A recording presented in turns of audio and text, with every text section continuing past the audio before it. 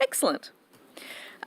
Welcome to today's public hearing for the Select Committee on the Greyhound Welfare and Integrity Commission.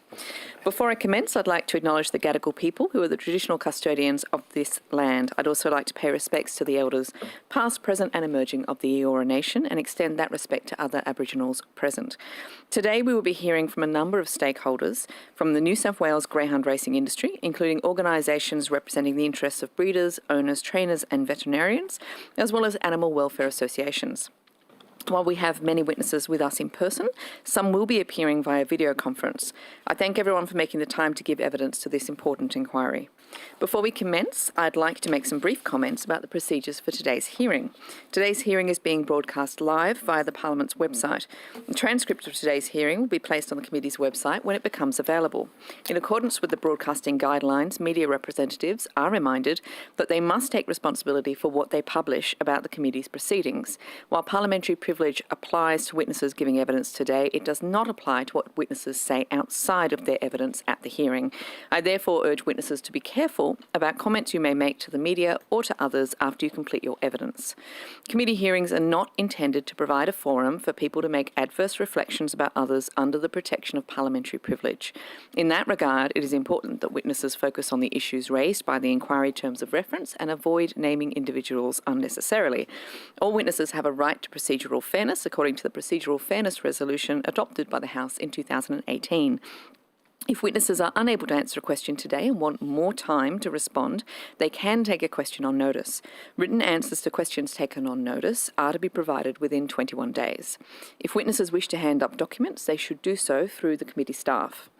In terms of the audibility of the hearing today, I remind both committee members and witnesses to speak into the microphone. As we have a number of witnesses in person and via video conference, it may be helpful to identify who your questions are directed to and who is speaking. For those with hearing difficulties who are present in the room today, please note that the room is fitted with induction loops compatible with hearing aid systems that have telecoil receivers. Finally, could everyone please turn their mobile phones to silent for the duration of the hearing? I now welcome our first witness. Could you please state your name and position title and swear either an oath or affirmation? My name is Purcell. I'm here on a personal basis and I swear that the evidence now about to be given by me shall be the truth, the whole truth and nothing but the truth, so help me God. Thank you very much, Mr. Purcell. Would you like to start by making a short statement? Yes, I'll just start by just giving you a brief outline of my credentials. I'm a management consultant specialising in racing, wagering and sports integrity. I hold a degree from New South Wales, the University of New South Wales, majoring in accounting, business, finance and computer information systems, and a master's degree in business administration. I've held a number of senior industry roles, both in New South Wales and internationally, including being the former CEO of New Zealand Thoroughbred Racing between 2010 and 2017, the CEO of Racing Corp in New South Wales and the CEO of the New South Wales Country Racing Council. And during that time I was a member of the New South Wales Racing Industry Executive Team for the privatisation of the TAB.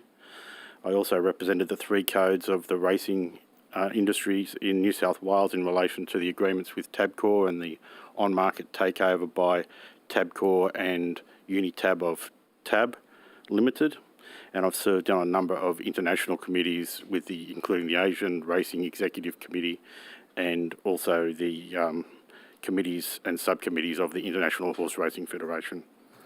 I've been consulting over the last 4 years since my return to Sydney.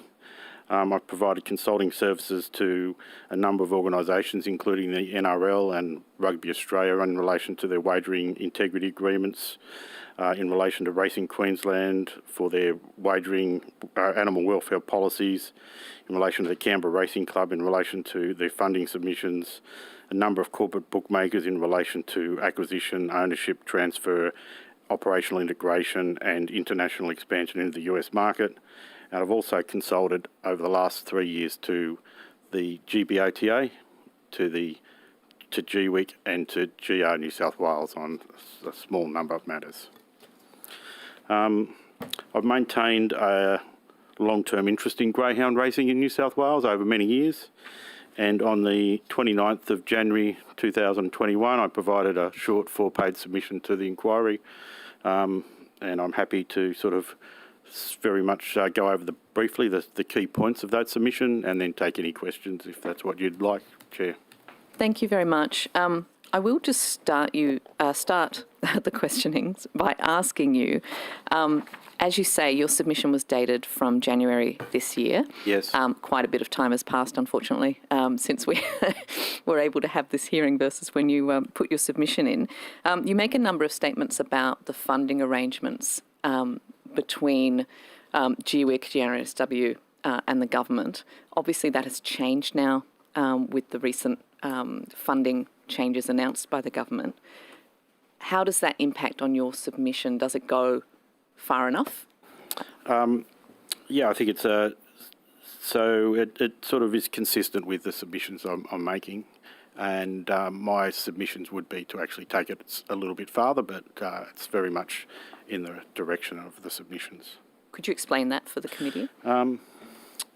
Okay, I'd also like just to table a 1-page document, which is just a comparison of the Treasury estimates over the last 3 years, and that sort of links somewhat, instead of talking about projections and stuff that I did in relation to my submissions, it sort of just talks to the government forecasts themselves. Okay, so probably if I go to my submissions on point 6, on page 2, for the first 3 years of operation, which has probably now been rectified to large part by the new funding arrangements, the two organisations, GR New South Wales and GWIC, seem to be in continual conflict in relation to their funding arrangements, and it was that to me did not set a good tone. If you go back to point 4 of my submissions, which was Michael McHugh's statement, which I think is really the key statement facing particularly funding, but all matters in relation to this inquiry. Michael McHugh, QC, said, if the industry is to continue, then it's critical that the yearly funding of the regulator not be based on what GR New South Wales claims it can or cannot afford. If there's a discrepancy between Greyhound Racing New South Wales, what can it in fact pay, and what the regulator requires, then it will be necessary for the government to provide funding. That funding should not be set as a consequence of horse trading or compromises. The integrity of greyhound racing will not be served by an under-resourced and ineffective regulator. I think that sort of goes to the point of the issue, is that the previous policy of the government was to actually have a horse trading negotiation on funding every year, and that's been now substantially overcome by the recent changes by the government to funding. Okay, does that answer the question that you proposed to me? Yep, no, that's great. Thank you. Could I just ask a question on that Please point? do. Are you aware of what were the factors that made the government change its policy in relation to the funding of GWIC? No, I haven't really, since my submissions, I haven't had any further involvement in development other than the cursory positions I put forward in relation to the government forecast, which I've reviewed. Could you explain to the committee how the situation with the allocation of TAB revenue to the greyhound industry differs? You say here at point 24 that New South Wales greyhound racing is at a substantial inherent economic disadvantage for the allocation of that TAB revenue in comparison to the horse racing codes. Could you elaborate on that for us? Both the horse racing codes and the Victorian greyhound racing industry. Yeah, I can elaborate on it a little bit, but it would be sort of up to others to do so. The reality is that there's several streams of funding that goes from wagering revenue that goes to the greyhound racing industry in New South Wales. The first is funding under the TAB agreements, where Tabcorp through Tab Limited pays an amount of money to the three codes, which is distributed then by a agreement that was entered into in 1997, which I was actually there and part of those negotiations, representing the Thoroughbred Code at the time, which locked Greyhound racing into a defined percentage of those funds of 13%, even though over that time the turnover of the TA on TAB monies has probably grown, in excess of, 22%. Also, there's a second revenue stream the government introduced a tax reduction on wagering taxes, which the benefits flew through to the three codes of the racing industry, and that was allocated on those defined percentages. And that sort of continues the difference between the market share arrangements and the defined funding percentages. The government introduced a point of consumption tax, which taxed which taxed corporate bookmakers that took bets, corporate bookmakers residing outside New South Wales that took bets on New South Wales events, and that included all Greyhound events, both in New South Wales and throughout Australia, from those customers. Probably about 30% of those total bets, something about 25% of those total bets comes from Greyhound racing. The Greyhound racing industry, I think there's an inquiry into that being run by the government at the moment, but that was also allocated as a defined percentage. Mm-hmm. And finally, there's the Racefields legislation, which provided fundings to each code directly, based effectively on an arrangement between that code and corporate bookmakers. And in relation to that, that's really powered the funding of Greyhound racing over recent years and the other codes. But that's done on a basis of the turnover, percentage of the turnover bet on New South Wales Greyhound racing by the corporate bookmakers. So that's the only one that's based on a percentage of turnover, whereas the others are based on a defined percentage. Percentage that was based on a historic agreement, as I understand it, from 1997. Okay. Do you have a question? Yeah. Mr. Purcell, thanks for the submission. Thanks for your attendance today. And as the chair pointed out, there's some time has elapsed since you made your submission, but this committee is going to make a number of recommendations. You've got a great opportunity right now if you were to nominate just two things you think this committee should recommend to government, what would they be, and explain why? I think I'll just go to my submission. So it's my view on point 8 that the funding model for GWIC should be changed, which continues to develop the normal government processes. So GWIC is subject to the government processes for the development of its budget. That should continue, and in my view, that should be funded through the existing legislative provisions of Section 13 of the Betting Taxation Act, which allows the proceeds from point of consumption tax to be allocated in a manner deemed by the government. So with regard to the your first dot point, the first bullet point, continues to be developed and approved under the normal New South Wales government agency processes. What's the strengths of that? Why do you make that statement? Well, at the end of the day, GWIC has been set up as a government agency, and if it's set up as a government agency, it should be run as a government agency. It actually does follow the procedures of a government agency, but it also has, on top of that, had up to date, on top of that, a negotiation then with GR New South Wales in relation to its funding of the budget approved by the government. So that sort of doesn't, to me, make sense. I suppose the second part, suggestion, is I think I just want to make aware, which I just might go to the handout that I've provided. I haven't actually kept one myself, which I might get back if that's okay. Could I just ask a follow-up question just on that point? You said that you didn't think it was a sensible thing, so I think that's right, for Greyhound Racing New South Wales to be at all responsible for most of the funding of GWIC. Did you become aware of any vulnerability of GWIC because of that particular policy at the time? Okay, so if I go to point 6 in the second bullet point of my submission, on point 6, I believe that, and understandably so, GR New South Wales, this is not a criticism of GR New South Wales. Their role is to optimise the outcomes for the industry and for stakeholders, and clearly all these decisions about how to allocate industry funds, there's competing forces, as you all know more than anyone. However, what's happened is there has been constraints on GWIC's revenues, which has meant, in my view, that GWIC has provided a level of oversight and standards that are the minimum appropriate integrity levels for the sport, not necessarily the optimum integrity levels for the sport.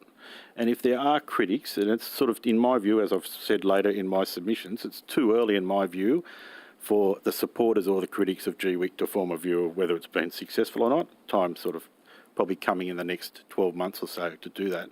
Probably it's still a bit preemptive to do so. But it's easy for people to criticise GWIC about spending money, but if you go through the budget like I have of GWIC, and they've got a very extensive annual report that they've put out, doing a lot of activities, which one of those activities do you want to take away? And the answer for mine is none of them.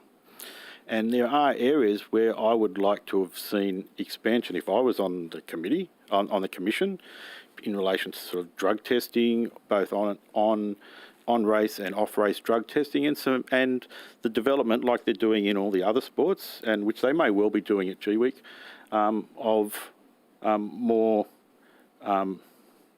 more analysis, so there's a lot more rigour now across all sporting organisations into understanding the environments, not just, working on an ad hoc basis of breaches. Mm-hmm. So it's a lot more intelligence-based gathering of information by all the major sports and all the major codes. So there's a lot of, there's an unlimited things you can spend money on. Where there's corruption, where there's money, there's corruption. And so this is a risk management for all codes of racing, including GWIC. So to me, the constraints to finance that have been there, which understandably so, but in a manner that actually go far beyond just the government processes. So I would have expected a government budgeting process to actually come up with the optimal amount with regard to maximums. But at the moment we have that together with, or had, these other constraints from capacity to pay by GWIC, which is completely in contradiction to the main findings of the McHugh report and the whole purpose of this structure that the government put in place 3.5 years ago. Thank you for that. Very helpful. Thank you. Did you want to talk us through the document? I think I've touched on a large number of things, so I might go just to point 10, which I've now will talk to in this one pager. So in 2017, the government received in total wagering taxes in New South Wales $111 million. So since 2017, and this is the coming out of the extracts of the government budget papers, in 2021 year, the forecast for the year in the budget papers was $214 million. So you can see that there's been a substantial uplift over that relatively short period. And that is being powered by the point of consumption tax, and that includes reductions provided by the government in totalisator wagering taxes and fixed odds betting taxes to Tabcorp, and the benefits that have flown through. So that's sort of net of those mechanisms. So the point of consumption tax has been significantly higher revenues for the New South Wales government than was initially anticipated. So at the end of the day, if we go to, and that continues to uplift, and I believe and have forecast both, prior years and even this year, that the forecast for the government for point of consumption tax in 2022 will probably be, at least $15 million higher than the government forecast. But once again, forecast, who knows what the outcomes would be, but that's, in my view, these are conservative forecasts. I understand they're a very, very small part of the Treasury's forecast, and it's fine for them to be conservative, which is probably the appropriate posture. But the reality is that there's been a significant increase in racing taxes, and so it's, in my view, part of that increase in wagering taxes should be provided to fund issues like this G-Week issue. Can I just jump in? So in June of this year, the government announced that they were going to use tax income from taxes to fund G-Week instead of Greyhound Racing New South Wales doing it. And that there was a number of components to that, but part of it was that GWIC itself would be funding part of the capital upgrades for tracks, in addition to what the government already had committed. Do you think that's a good first step into I guess, not only separating the regulator from the industry, but also having that funding from taxation income from gambling coming into funding GWIC? I think it sounds like a good first step, and I'm not totally around all the details of those new arrangements, so I couldn't give you an informed view. Yeah, I was in June. The minister announced that the funding would come from the wagering taxes, and then so that would leave the Greyhound Racing New South Wales clear of funding GWIC, and then GWIC itself would also be funding then capital works. Yeah, so I think GR New South Wales was a beneficiary of those taxes, so it's sort of moving around funds within the industry, but to me it sounds like it's a better break of the nexus between the two organisations. So I suppose part of my core submissions are that, in my view, consistent with Michael McHugh's recommendations, that there should be a break in the nexus of funding if that's what the government is to have an independent Greyhound Welfare Integrity Commission. If it doesn't want an independent Greyhound Welfare Integrity Commission, well, you can look at other arrangements, but I don't see that it's sensible, and that it has been contrary, which is now being rectified to some extent, albeit the money that is being really being transferred from what you've outlined to monies that otherwise would go to GR New South Wales to GWIC, albeit the nexus is somewhat broken. When you say largely rectified, I think, do you think it's fair to say that it's wholly rectified? Because given that the government now will fund GWIC, and it's doing it through the income from wagering taxes, which completely separates it from Greyhound Racing New South Wales, does that not fully alleviate the problem? Okay, so no, in my view, but as I said, I'm not aware of all the details of it and the workings of it, but my understanding is that the monies that you say, if the monies that you're indicating are merely a diversion of funds that were being received by Greyhound Racing New South Wales and have been diverted from them to GWIC directly, if those are funds that were in excess of that amount, that is wholly solved. If not, at least the nexus and the decision-making of those two issues is broken. Thank you. Could I just check if Mr. Latham has any questions?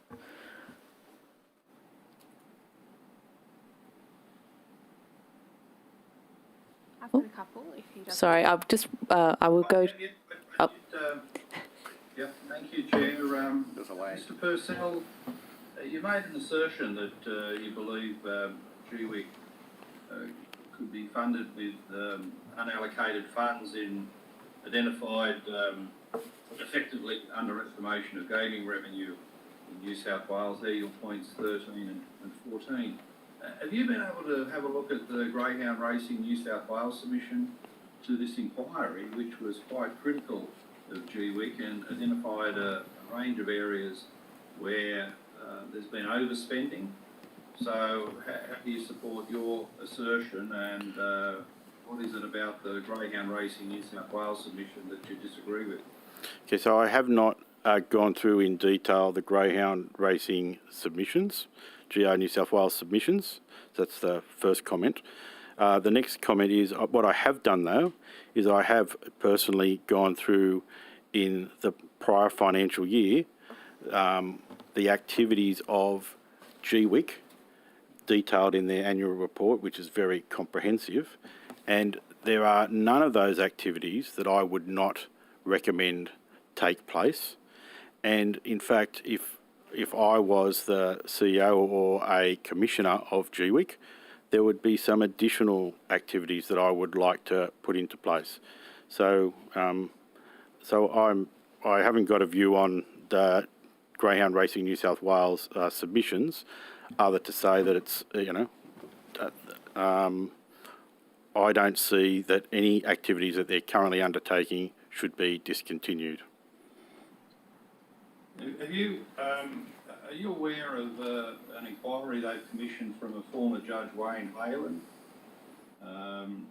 to supposedly conduct an independent review, which is really part of a backside covering exercise in relation to this inquiry? We've got documents showing that they've commissioned a judge to look into disciplinary matters raised about a participant through this inquiry, and they seem to have enough money to commission a judge to do a review to combat what we're doing at this inquiry, even though in one of the matters the former judge is going to look at, the GBOTA themselves have dropped it because of a lack of evidence.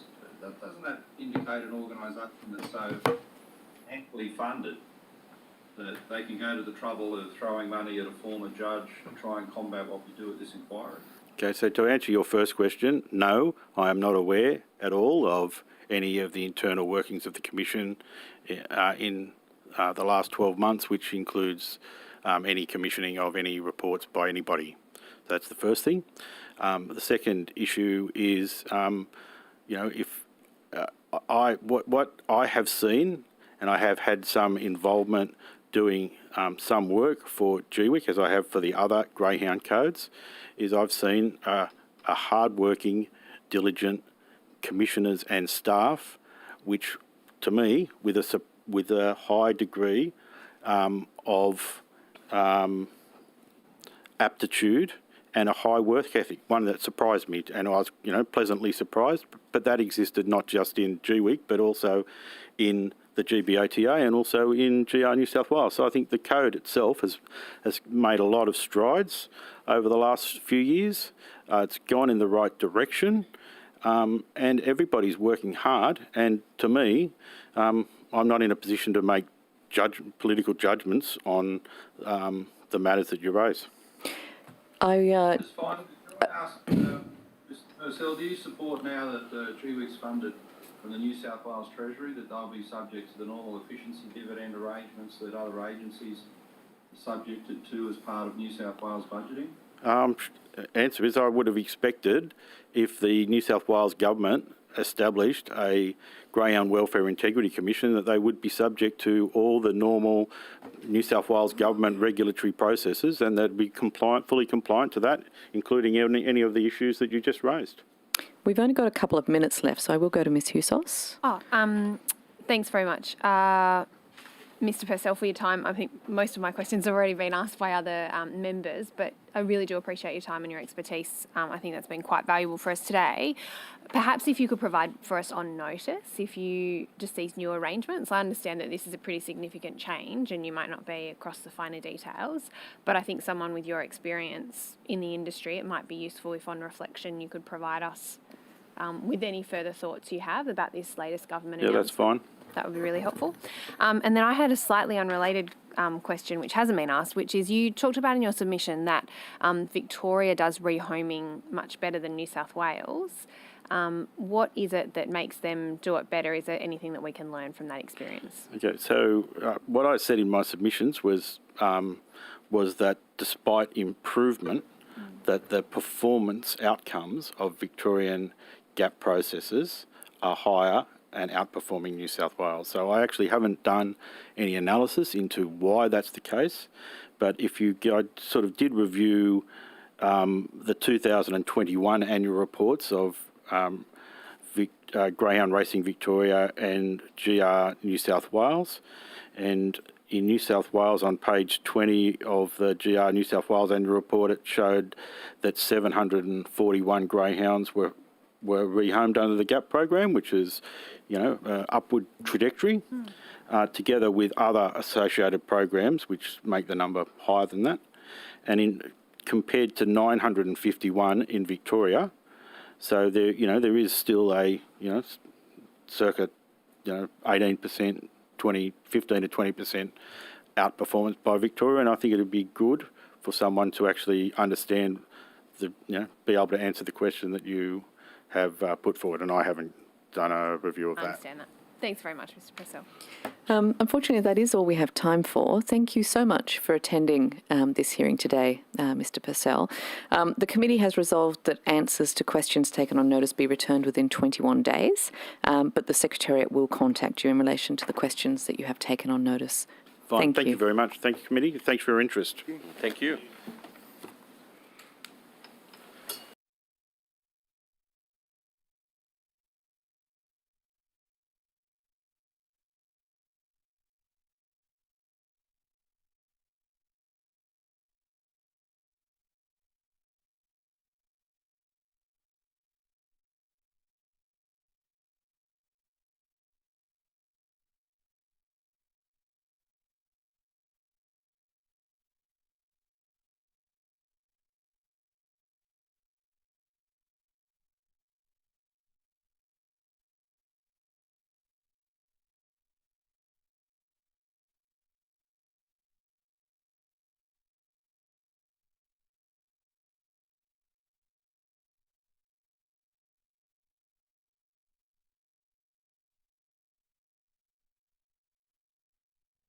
Both nervous but ready.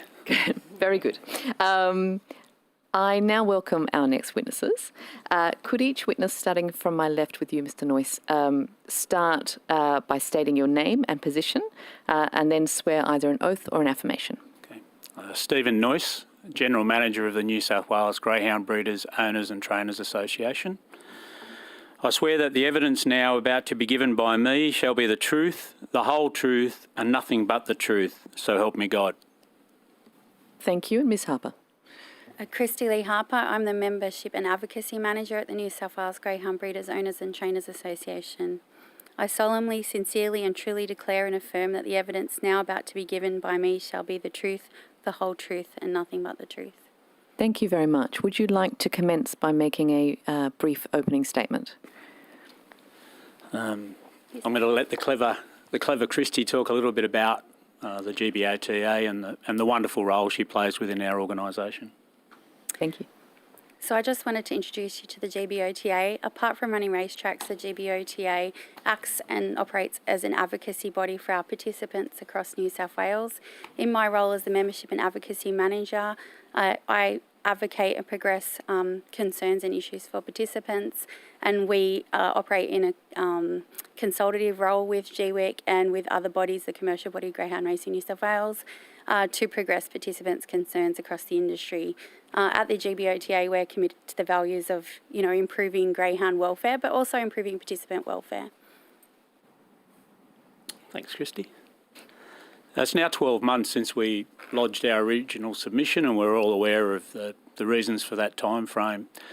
People often ask me what a meeting's like or what a submission is like, and it's the words. What excites me at the moment about our industry is the actions in the last 12 months. So on the 1st of January, we introduced a new Greyhound Welfare Code of Practice, and our Minister said, as a result of the code, New South Wales will now be leading Australia, if not the world, in providing standards for the protection of greyhounds that reflect public expectations. In February, I was invited by the Minister up to Bathurst for the launch of the e-tracking. Again, I quote from the Minister, "This is a game changer for greyhound welfare in New South Wales," Mr Anderson said. The New South Wales Government's $3.6 million investment in e-tracking will make a huge difference in protecting the welfare of racing greyhounds across the state and put an end to speculation that animals have disappeared.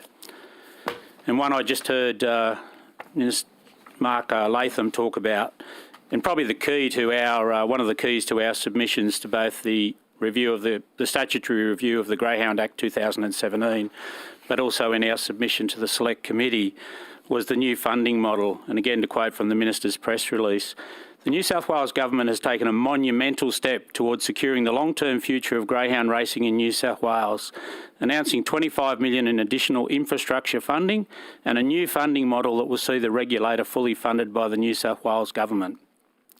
We have established an independent regulator for the greyhound racing industry in New South Wales, and after listening to feedback from stakeholders, we know it's important GWIC's budget is approved and funded independently of the commercial arm of the industry, Mr Anderson said. So I think there's been some really strong and positive actions, and that's what excites Christy and I and the rest of our team about the future of greyhound racing. So thank you. Thank you. Who would like to commence questions? Mr Veitch? Thank you for your attendance and the submission. And there has been a bit happened since you lodged your submission. Yeah. So I'd be keen to just get your views on both sides, the good and the bad of the changes that have been made since you lodged your submission.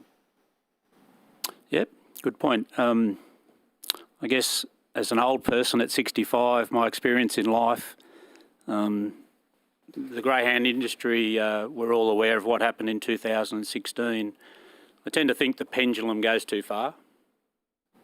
And we talk in our submission about a lack of consultation, people hitting the desk rather than educating. So I'm excited that, especially in the last 12 months, I see people who willingly want to work with participants at the level. What I didn't like when I got there was people pitching at a different level. I always use the word simple with our industry, and I don't mean that in any disrespectful way. But I think it's important you understand what your who your audience is, and address them and work with them at a certain level. Christy and I had the pleasure of being in Goulburn on Friday to talk about the national rules, and the participants were in a meeting like this, and they come in all shapes and sizes, but they were pleased that we were driven down for a couple of hours, a number of us. So I see that as, again, an action about being real, about educating people and want to consult with people. Still got a long way to go. But if we think about our own infants, you know, we're 5 years old. We probably haven't got to kindergarten yet. So I think it's crawl, walk, run. I think the funding one is the biggest change. I think that nexus between was caused problems on either side. I think there's a maturity now in that organisation that says when our funding's coming, to Mr Latham's point earlier, there's no such thing as a free lunch. The government doesn't give you millions of dollars and say good luck. So I think from an industry point of view, we see that as a real plus, that an independent person is going to hold them account for the money for the industry. So I see that. And as a result of the Code of Practice, we work closely with GWIC and GR New South Wales. So now we have monthly meetings where we talk about issues. Again, I think the industry was quite reactive. They'd make a decision and then ask people about it. Yep. We've flipped that around now. So each month we put details on an agenda. Christy then goes out to our membership. What are your feelings? What are your thoughts about it? And the membership have an enormous wealth of experience, and I think you do yourself a disservice if you don't ask your participants for their feedback and then they feel engaged. Unless, Christy, you might have some other thoughts? I would certainly echo those thoughts. Having been at the GBOTA since 2017, I've seen a definite shift from, sort of that kind of police role to more of a consultative working relationship with the participants. They have established consultative bodies. We are one of those consultative bodies, and participants do get the opportunity to be heard on different policies before they are implemented. with the Code of Practice consultation, one of the things that we highlighted all the way through was the need for education rather than just policing it. And so GWIC did put together a implementation framework for that, which guides inspectors to be educating participants on bringing themselves up to compliance with the code rather than just coming with a big stick and saying, you know what, these are the standards and you're not meeting them. We are looking at education across other things. So at the moment, they are rolling out these rules review forums and out there educating participants on the changes to the rules.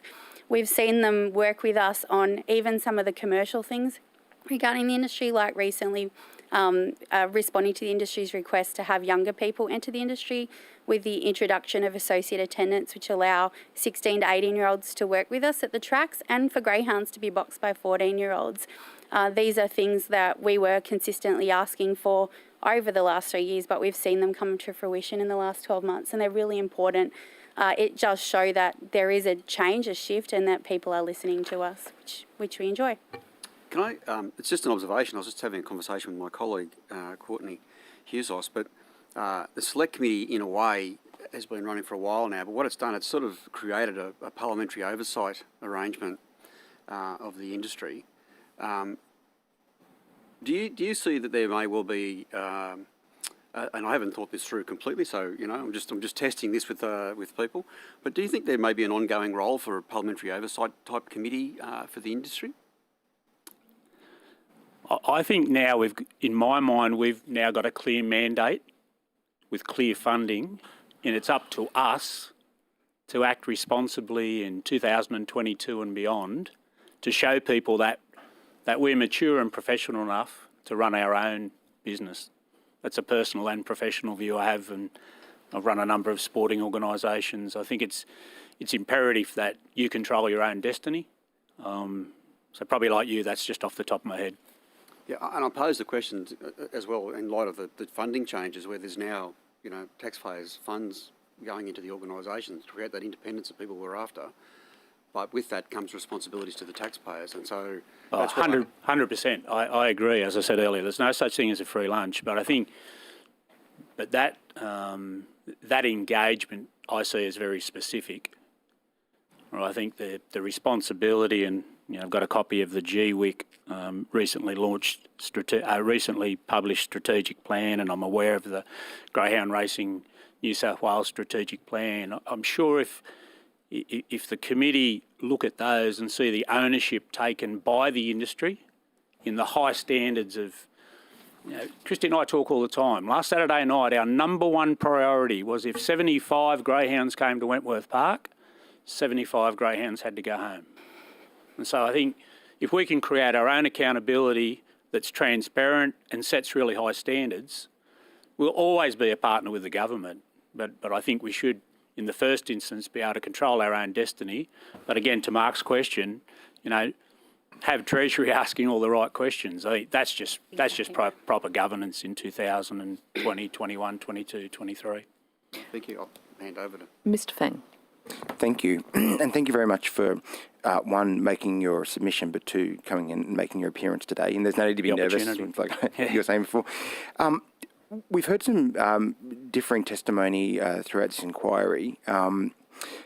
You've touched on part of that, which is some of the GWIC inspectors can be, I'll use the word draconian, and they've, for example, picked up samples of prohibited substances, which, you know, minute amounts, but aren't permitted within greyhound racing. And we've heard testimony that there's some, I guess, concern about the draconian nature of that. I'm curious about two things. One, do you think that the new operating model that we've talked about is, you know, and more about education as opposed to enforcement is a positive in that respect? But two, obviously we've heard from people that have been caught through the net that GWIC has. You represent the majority of, I would say, greyhound racing owners in general. We often don't hear from just the regular owners. How do they feel about those people that may get caught with substances, are they happy that there is strict enforcement on others, seeing it as it is racing, and that there perhaps is a potential for enhancement of performance from other competitors, or are they worried about that level of enforcement being levelled upon them as well? I'm just curious as to how Greyhound owners themselves feel, and the majority of your membership. Yeah, Christy deals with the owners almost on a day-to-day basis, so I might let her answer the first part. Thank you. I think certainly participants are looking for a level playing field. A comment that was made to me the other day was we were talking about equality of swabbing and how pre-race swabs are chosen, and a participant said to me, the only time it will become truly equal is when we're all just swabbed, and that will be when we're all truly on a level playing field. So I certainly think there is an appetite out there for people, that they do want regulation to ensure that we are on a level playing field. But in the same sense, Steve and I have been working on trying to, change the perception of GWIC, that they're not just a regulator, but they're also there to help us. So having situations where a participant may be on the wrong side of the rules, and rather than go down that rabbit hole that they can't get back from, to actually just pick up the phone and say to us, or say to GWIC, actually, I think, something's going wrong here, or I think, I may not be compliant, and how can you help me to get to where I need to be? And there's certainly a willingness from GWIC to do that now, and we're certainly seeing a change in a participant's attitude to feel that they can do that. I've been getting lots and lots of positive feedback about the inspectors and the inspections, and I can't talk to the negative ones, but lots and lots of positive ones as well, and they're not, here giving you that story.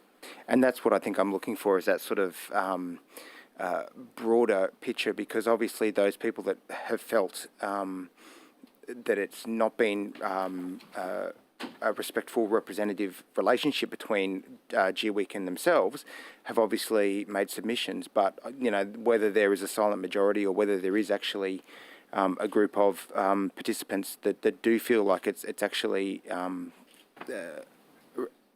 suitable enforcement level that's being implemented. Mr. Noyce, have you got any other thoughts?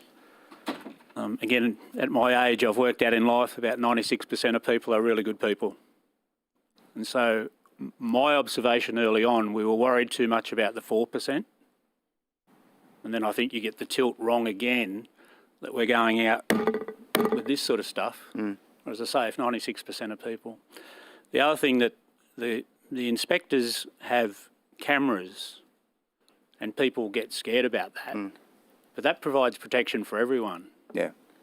So I think again there's education. There's a bit of a slant away.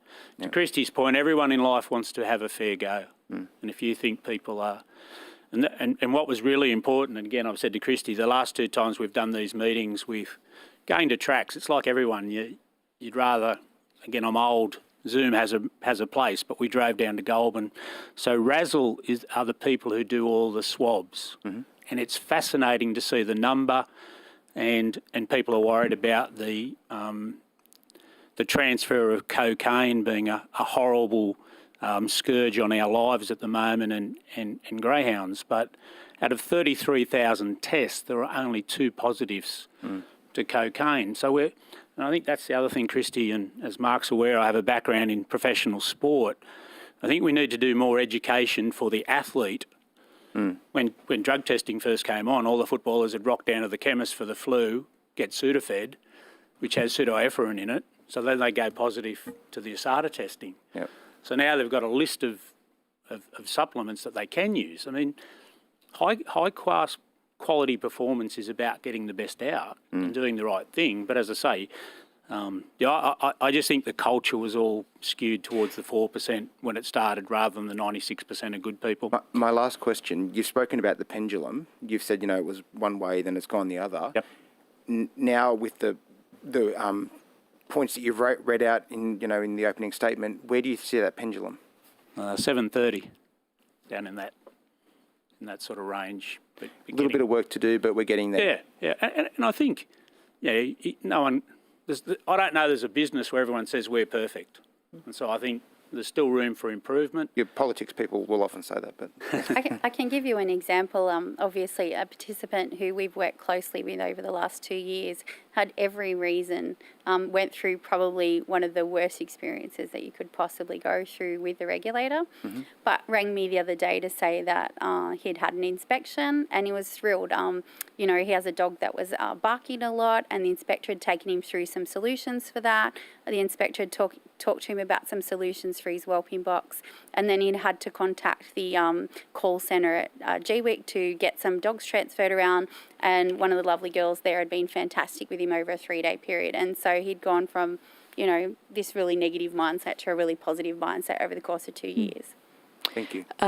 Just so members of the committee are aware, I'm going to go to Mr Banasiak and then Mr Pearson, and then I'll check in with Mr Latham and Mr Amato. So, Mr Banasiak. Thank you, Chair. Just going to part of your submission, in terms of reference C, you talked about that the Commission's disciplinary model needs review, and I know you've said a lot of things have happened over the last 12 months, but is that still an issue that needs to be resolved in terms of getting the pendulum from 70-30 to maybe 6-30? There's been a lot of changes to the disciplinary model. One of our biggest complaints was the amount of time that people were spending on interim suspensions and the amount of outstanding interim suspensions. As correct me if I'm wrong, but right now there are currently no interim suspensions outstanding. There has been a new disciplinary model introduced to fast track some of the, you know, more race day matters.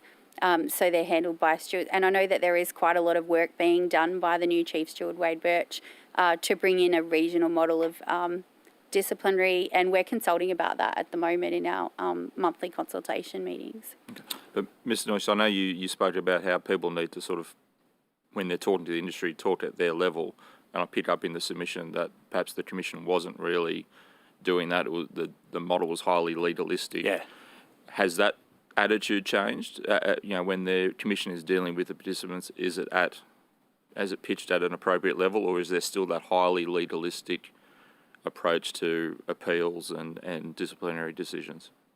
I think it's getting a lot better. Ray Murray, who may be known to a number of people may or may not be known, is one of the legend stewards, and I worked with Ray in horse racing some years ago. When Ray did a review of GWIC, that's the thing he noticed. He said to me, Noisy, these are just good people who've made a mistake, like we all have. Give them a kick up the backside and send them home. The other thing that we're working on, and again, Mr Latham would be aware with his love of rugby league, if I had a player to hit a player in the head and got given a grade 2 charge, that player knew if he took a plea, it was a 3 weeks, took an early plea, got 2 weeks. And I've been arguing with GWIC to say, for the vast majority of charges, if I know what I've been charged with and I know my penalty, then I don't need all of these legal and... As Christy said, we ring people. You're sitting home as a professional trainer for 3 months with no decision. You know, not just to rush them through, but we all want the penalty, commit a crime, get the penalty and get on with it, not have it hanging over your head. And or someone cheered recently, I think it was last year, they'd spent $10,000 to win an appeal. Well, that means you've got to win 2 races at Wentworth Park to break square. That's not a fair. That pendulum's not in the right place. Wade Birch is the new Chief Steward. Wade's been a steward all his life. He's been overseas. He brings a wealth of experience from the thoroughbred industry, and he's looking at this regional model now. So if you make a mistake in the Northern Rivers, the people within those Northern Rivers area will gather quickly, make a determination, have a preset of penalties. I think that's going to be a much better system. But I think we all know new systems don't always, you know, it takes a while for a new system to get. So what has GWIC's response been to that sort of tiered approach and that appeals panel where you can essentially take a plea bargain and essentially lessen your punishment? To be frank, they're driving it with us. I think they see it. You know, you cut the administration work. As I say, a professional footballer on 800,000 does a tackle on the weekend. There's not the malice in it. He gets up, looks at it, he knows exactly what it is. for 95% of our charges, you could do that, and then you leave your resources when there's a serious doping or a serious charge. We all want to come down on them, but these other people, suspend them for 2 weeks, a month, and let's get on with it. Thanks. Mr. Pearson. Oh, thank you very much for coming. In your opening address, you expressed a lot of confidence in the new code that was established at the beginning of this year.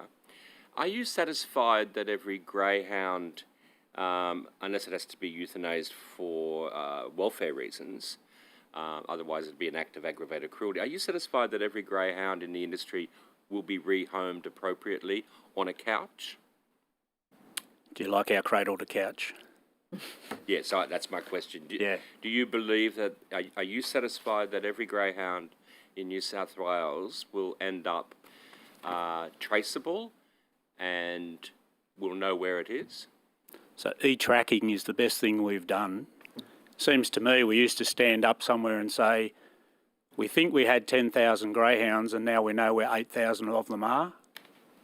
Australians are great people, they don't accept that. They want to know, and so the e-tracking, I thought it was a privilege to go with the Minister to Bathurst. So I guess to your point, we will have the resources to know where every greyhound is.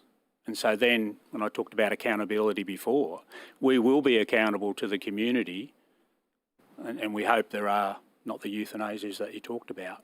That every greyhound, we have a responsibility and an accountability to ensure each of those greyhounds are rehomed. Yeah.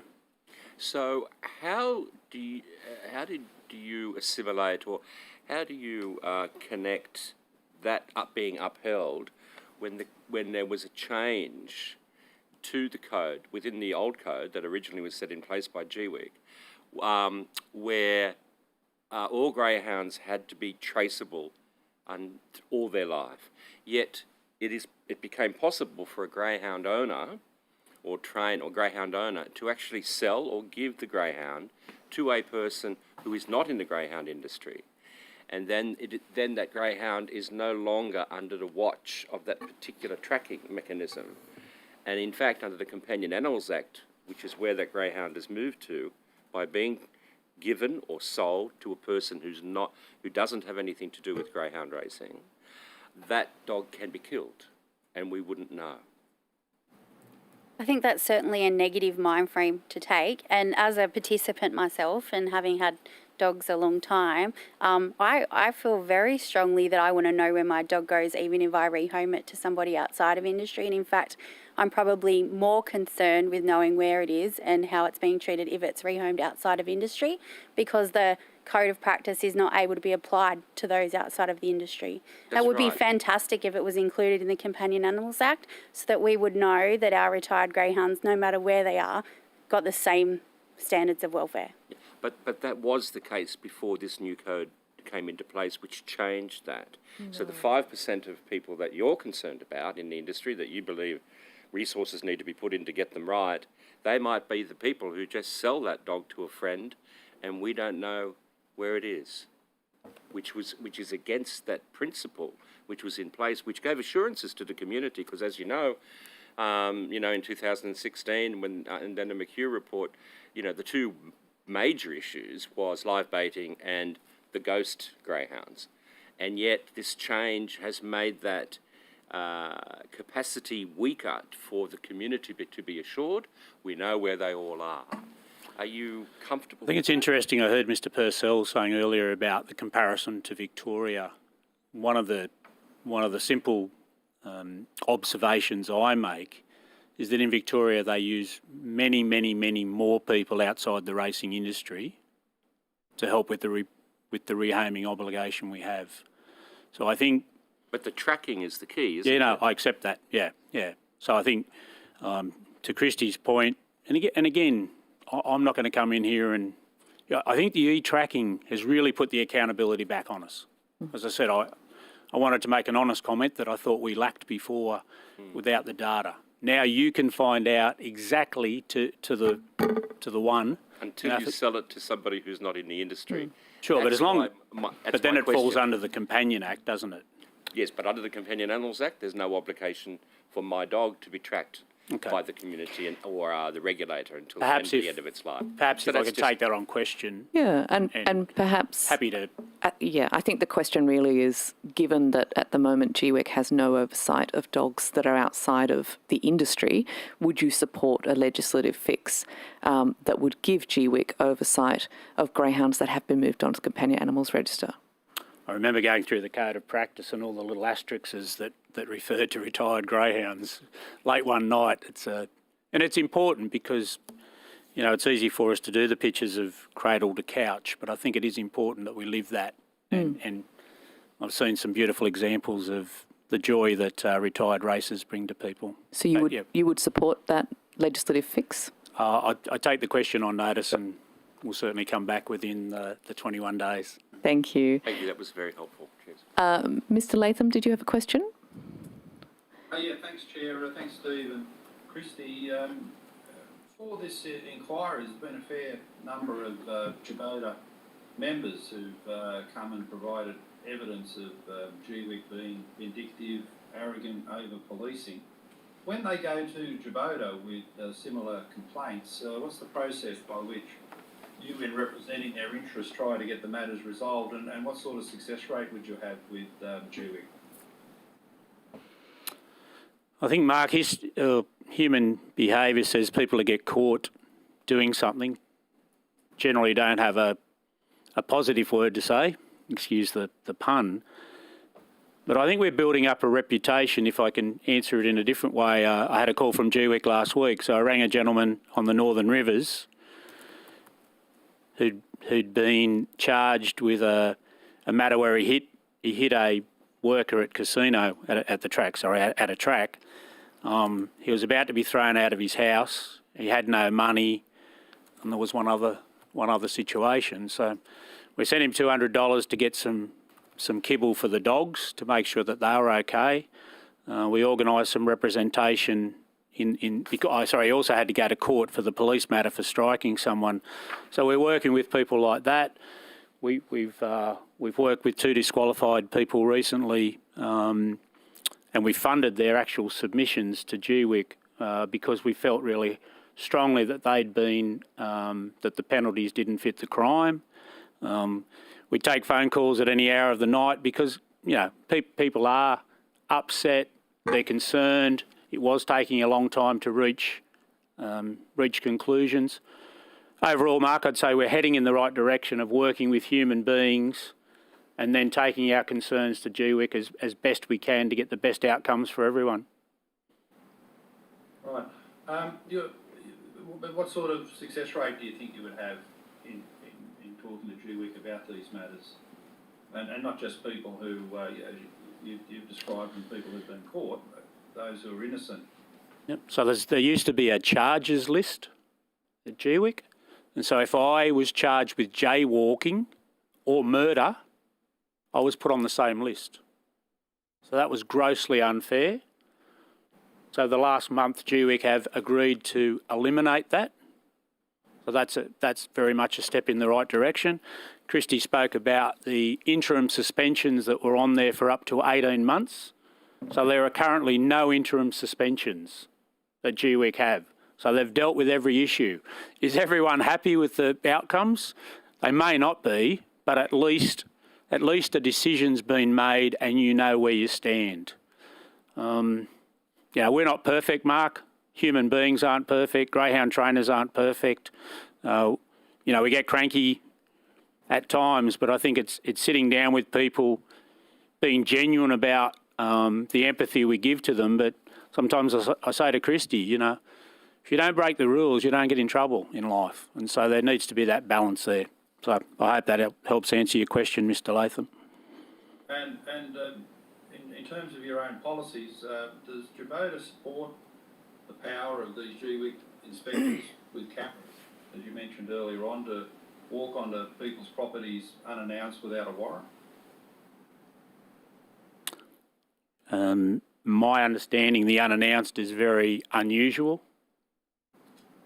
Yeah, I think, Mark, when I got there 2 years ago, there was a big hue and cry about the inspectors, and people were concerned. I can honestly tell you I haven't had one person in at least the last 18 months contact me with a concern, whereas when I first got there, we probably got 2 or 3 a month. So, again, I think leadership comes from the top. There's been a significant change in the leadership at GWIC with much more of a customer-based... people don't turn up with cameras on now, Mark, whereas they used to just turn up with the camera on. They don't turn up with the camera on now unless they find something that alarms them enormously. So they're the subtle changes, and they're the pendulum that I keep saying is getting back with still some work to go. Thank you. Back to the opposition. Did you, Ms Hughes? I just had one question arising from your submission, which I found quite helpful, so thank you. On page 7, you talk about the administrative-based disciplinary model, but that there are better options. Can you just explain what those better options would be? Basically, I don't know if anybody has ever read some of the letters that used to be sent out by GWIC early days, but I have a law degree and I was getting lost in them myself. Yeah. Sending out that to participants who don't particularly have high literacy levels and whatnot was just completely unacceptable. Those letters have definitely got simplified over time, but we have certainly been lobbying for some time now for more opportunity for a participant to actually just tell their side of the story with support, rather than being expected to respond in writing in some legalistic way. It takes weeks to get those letters and then weeks to get the response, and the participants all upset. They don't understand it. They're distressed. I come from a union background where I would often sit with people through meetings where they were going to get terminated and things like that. And I think that with support, a participant is best to sit in a room and actually give a statement. I had a participant who was charged with prohibited substance not long ago who rang me for help, and we met for coffee, and the distress and the pain that I saw, if the people making the decision had seen that, they would have probably came to the same conclusion as me, that she was genuinely had no idea where that came from. Mm-hmm. And I think having that opportunity to tell their side of the story may eliminate some of those stresses that people have, because they might not like the outcome, but they've had the chance to sit there and ask every question, talk in their language. And I think those sorts of outcomes are far better than letters going back and forth and then a letter saying you're disqualified. And we get to support the people all the way through the process. And sorry if this is a dumb question, but you say that it works better. I totally agree with you. It works better if there's a support person in there with them. Is there a requirement for that? Or is there some kind of provision for that? And is that something that you could provide to is that something that you do provide to your members, and is it something that you could expand? We certainly already provide it to our members, yes. And excitingly, there's a 3-way partnership being created recently with GWIC, GR New South Wales and GBOTA for a participant support program. We 100% correctly have a lot of focus on the welfare of greyhounds. Mm. I think as an industry we probably fail in the welfare of human beings. They work long hours, they don't get time off, they travel a lot. In a previous life, a lot of those characteristics, affect people's health and mindset. So we've set up a new program. We've each put $20,000 in to fund it so that we can, they need our support, we're there for them, and there's a big state, as you all know better than anyone, and so this new program will have people around who just pick, it's the extension of the Are You OK, but so support is critical to us, and I think as Christy said, the more human we can make that process, the better outcomes for everyone. So sorry, there is a requirement to have support? You can have support 100%. There's not a requirement at this point. I think that there should be. I'm certainly looking forward to the steps and the move that Wade Birch is making in regards to this regional discipline type system, because from consultation, as I understand, we would be having inspectors and stewards in a region, so participants build a relationship with them. As somebody who works as an interim track manager, you will see participants end up building a relationship with certain stewards where they build a sense of trust. And so I think having those same people undertaking that discipline is probably not the worst thing in the world, because there is actually that support and trust between the two, and they know that person. It's not just, the legal person in Bathurst who they've never laid eyes on sending them a letter. Could I ask you, this committee has heard a number of, explanations for why there might be some tension in the industry with GWIC. Firstly, it was a new organisation, a new regime. It's, people resist change or don't like change, and I sort of understand that. The second reason was we had heard that GWIC was perhaps being heavy-handed and hadn't quite come to grips yet with the type of approach that it should have to the industry. And then the third thing we've been hearing is that there is that a lot of the tension came from that funding and the focus on the funding being from GRNSW to GWIC. From your perspective, which of those were the reason for the friction, and has that friction reduced as those things have got better? For me, all three reasons were valid. And has it got better? Yeah, 100%. I think the funding, it's probably got children older than you guys have. There has to be a break at some stage, and when someone's funding someone else, I think, and then the group that's doing the funding, the participants are saying to them, we need more prize money, or we can't give you more prize money because we're funding those buggers, or different languages. So I think that built up the tension. Again, I think when I believe, like we used words when it was set up, lacking in real engagement and communication, major lean towards enforcement rather than education, misunderstanding, miscommunication, mistrust between participants and commission officers. And their strategic plan that's just come out, research, engage, consult, inform, educate, support. So that's North Pole, that's South Pole. And yes, again, they're words, but I think that's to me proof there's been a shift, and things like interim suspensions all going. There are other actions that say, and again, I'm honest with you, we've still got work to do, but 100% everyone's heading in the right direction. Thank you. I would also agree on all three, but I'd add a fourth one in, and I think that we say this often to GWIC. Early days, there was just a complete lack of engagement and consultation with the industry. When you're trying to get people to do things for you or change things, you've actually got to sit down and talk to them about why it's important that change needs to happen, and actually get them to engage in that change so they feel like they're a part of the process, and then get them to agree that the change is important and to undertake action for that change. And there was, participants would just get sent an email that says, we've loaded a new policy up onto the website, and that's just not good enough.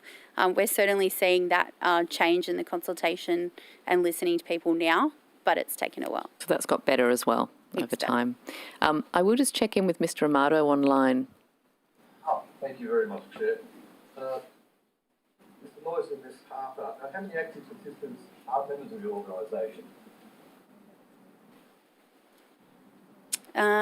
We have some 1,200, between 12 and 1,300 members.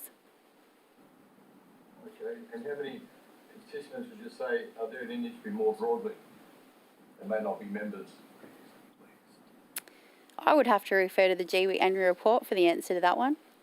Yeah, I believe we're around 5,000 registered participants in the industry. About 5,000. Yes. So it's quite a few, isn't it? I think it's also important to note that we represent many participants who are not members of the association. Even just in the last 2 weeks, GWIC themselves have referred over 6 people to me that are not members that I'm assisting. We assist them because we are the advocacy body, and we assist them because we're also leading the participant support program at the moment. Okay, that's very good. But just get back to your submissions for a moment. I know we're running out of time, but just into your injury management report there, the catastrophic racing industry from 2016, 2017 to 2019 2020, it went down 58%. That's terrific. Can you just give a little bit more details about it, how that came down? I think it all starts at the track. Again, I've talked about my professional sport career. You used to be in rugby league and everything was right, and then the players went out and you lost total control. In the greyhound industry, I believe our obligation and commitment to the participants is when they turn up, they know that the track will be curated, they'll have the right machinery, and we will provide them with a safe surface to race on. If we can do that, then I think welfare, as I said earlier, becomes your number one priority. The things you can control, make sure you control them, make sure they're best practice, and then we're in a collision sport. So you're going to have some jockeying and those sort of things. The latest from the GWIC annual report is, since GWIC was established, 17-18, there's been a 42% reduction in catastrophic race day injuries, as well as 73% fewer medical euthanasias. So heading in the right direction. I think it's about, as I say earlier, prioritising safety and well-being and making sure the things that we can control, like the tracks. Anyway, I'm sure Christy probably got some thoughts as well. Yeah, certainly there's been a consistent approach to track safety standards from both GWIC and GR New South Wales, but there's also been programs that have been established by GR New South Wales and policies from GWIC that have contributed to that. I would think that the race injury rebate scheme that has been introduced by GR New South Wales, which covers the costs of major injuries, has certainly assisted to reduce the euthanisation rate. We've got policies like the race day hydration policy that have contributed to assisting with race day injuries. So I think it has been like a cooperative approach from both GWIC and GR New South Wales that has contributed to that. Thank you. Thank you both very much for your time. Thank you. Thank you. Unfortunately, that's all we have time for. Thank you so much for your submission and for attending today. It's been very informative and useful for the committee. To the extent that you took any questions on notice, you'll have 21 days to return them, and the Secretariat will be in touch to give you information about that.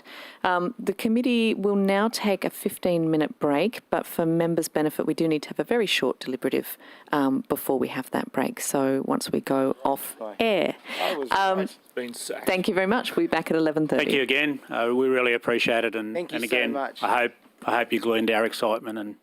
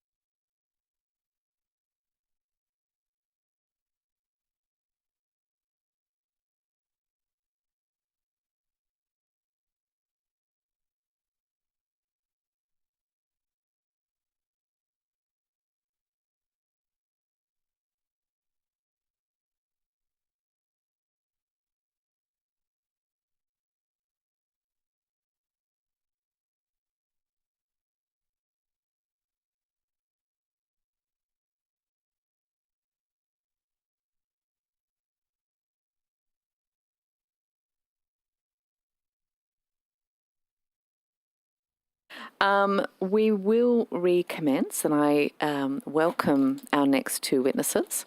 I will start by asking each witness to state their name and position title and swear either an oath or an affirmation, and I will start with you, Ms. Stewart. Yes, sure. Thank you.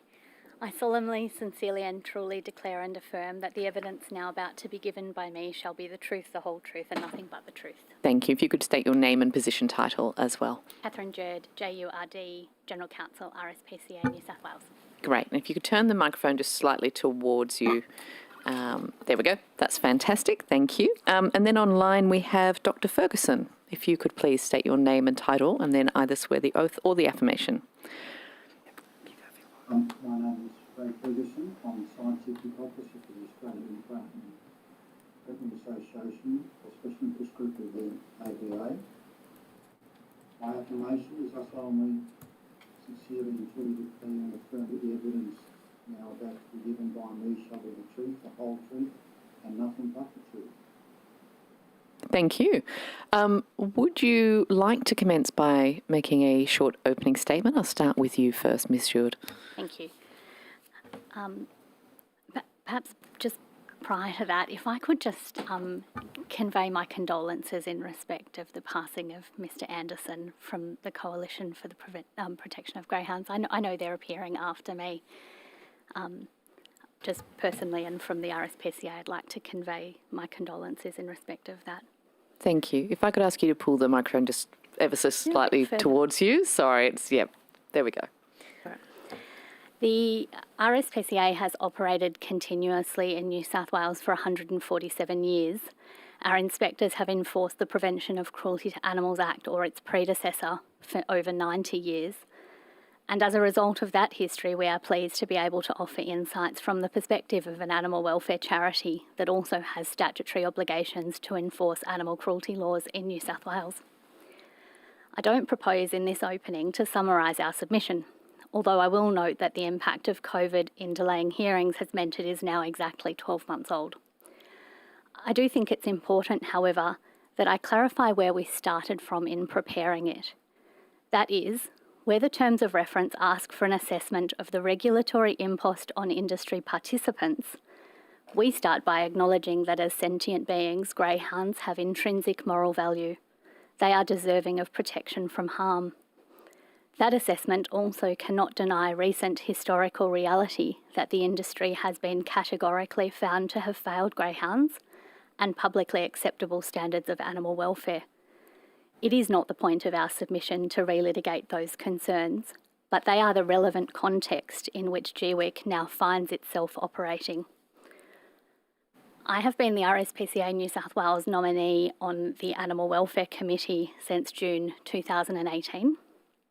That committee has a statutorily defined role, and it's empowered to provide advice to the Commission on any matter relating to the welfare of greyhounds.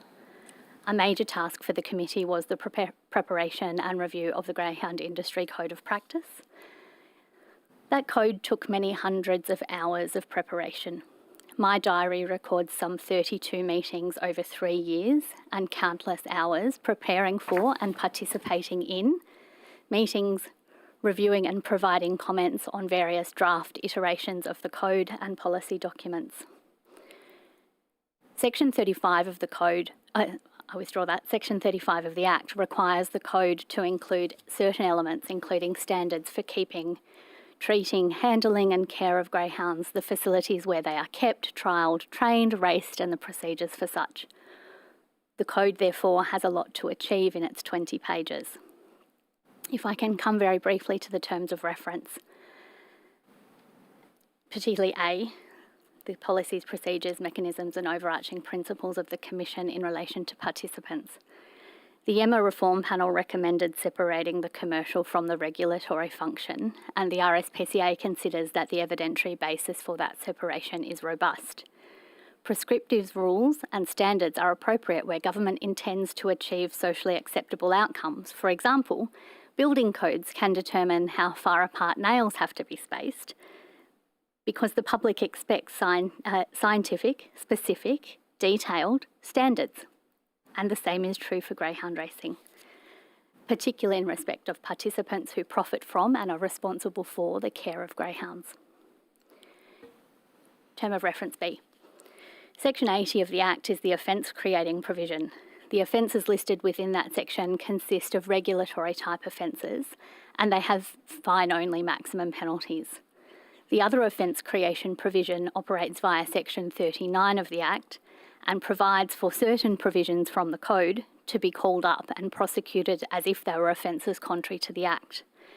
Only standards 9.4 and 9.5 of the Code have been identified as offence provisions, and the maximum penalty is 1,000 penalty units in the case of a corporation and 200 penalty units or imprisonment for 2 years or both in the case of an individual. In addition to criminal penalties applicable, there are additional race day integrity function and disciplinary outcomes performed by GWIC. It is not apparent, however, that any proceedings in the New South Wales Local Court have been commenced since the Act commenced, and it's not apparent from the GWIC annual report whether the decision to prosecute has been measured against community expectations to ensure that improved animal welfare outcomes are discernible from enforcement actions undertaken. I will note that whilst in respect of term of reference C, the RAT has jurisdiction over horse racing and harness racing and has done for a long period of time, in relation to greyhound welfare, that experience might not necessarily be transferable, and certainly both industry and the regulatory arm have had to accommodate that change. The Greyhound Racing Act describes the functions and objectives of GWIC and GRNSW, and it gives an indication of how the agencies are intended to relate to one another and the participants. GRNSW has some crucial greyhound welfare responsibilities prescribed by the Act, including racetrack safety standards and greyhound rehoming. A principal objective of GWIC is to promote and protect the welfare of greyhounds. It is obvious that decisions directed towards optimal welfare outcomes, straight track racing or 6-dog races being examples, they may not be commercially sensible decisions. The Act grants an operating licence to GRNSW, and they're listed. They include GRNSW is to be a commercially viable entity, to exhibit a sense of social responsibility by having regard to the welfare of greyhounds, and to promote greyhound racing in the state as a competitive and sustainable industry with a high level of trust, public trust. We say this is problematic for a couple of reasons. Firstly, it prioritises commercial viability. Secondly, it prioritises a sense of social responsibility, whatever that might mean, over the reference to welfare. However, and this is what I really want to identify, welfare is not a state of being. Reserving the word welfare to indicate that an animal has or does not have veterinary or behavioural problems is meaningless unless the level or quality of an animal's welfare is specified. That is, it's on a continuum. One can't just have welfare. A greyhound doesn't own or experience welfare. It has to be on a continuum that needs to be described some way, and it needs to be described in a way that's meaningful. The RSPCA says that the current level of public funding in respect of the industry is high and that there is no indication as to what processes GRNSW are going to adopt in order to fund GWIC properly. The industry must reach the point of self-sustainability, and if that's not happening over time, then consideration might need to be given to set enforceable targets for financial viability. As I said, animal welfare is a state that can be measured, ranging from poor, very poor, to very good. Identifying changes to greyhound welfare requires the welfare of the greyhounds to be measured and monitored over time, and other animal industries have done that. It's not possible to accurately determine if the welfare of greyhounds in New South Wales has, on average, declined or improved since GWIC commenced. The available information on the websites relate largely to outputs such as money spent and policies implemented. This does not provide sufficient insight into the well-being of greyhounds because there is only limited information with respect of outcomes, and even fewer outcome measures are reported. For the large number of greyhounds that are not euthanised but are reared, trained, raced, bred and retired to trainers, held in shelters or on farm stays, their quality of life is not readily apparent. The best hope for greyhounds retiring from the industry surely is that they are capable of living in homes as a pet. If they are not given the skills to do so in advance of that expectation being foisted upon them, then the industry is saving dogs that cannot safely, happily or realistically enter our home environment. Thank you. I will now check with Dr. Ferguson. Did you have an opening statement? Yes. Please go ahead. Good morning. The Australian Veterinary Association, which represents over 9,000 veterinarians nationally, welcomes this invitation to make a submission to this inquiry. In terms of the functions of GBOTA, the AVA is satisfied with the manner in which GBOTA is operating. The AVA supported the separation of the commercial and regulatory functions at the inquiry in 2017.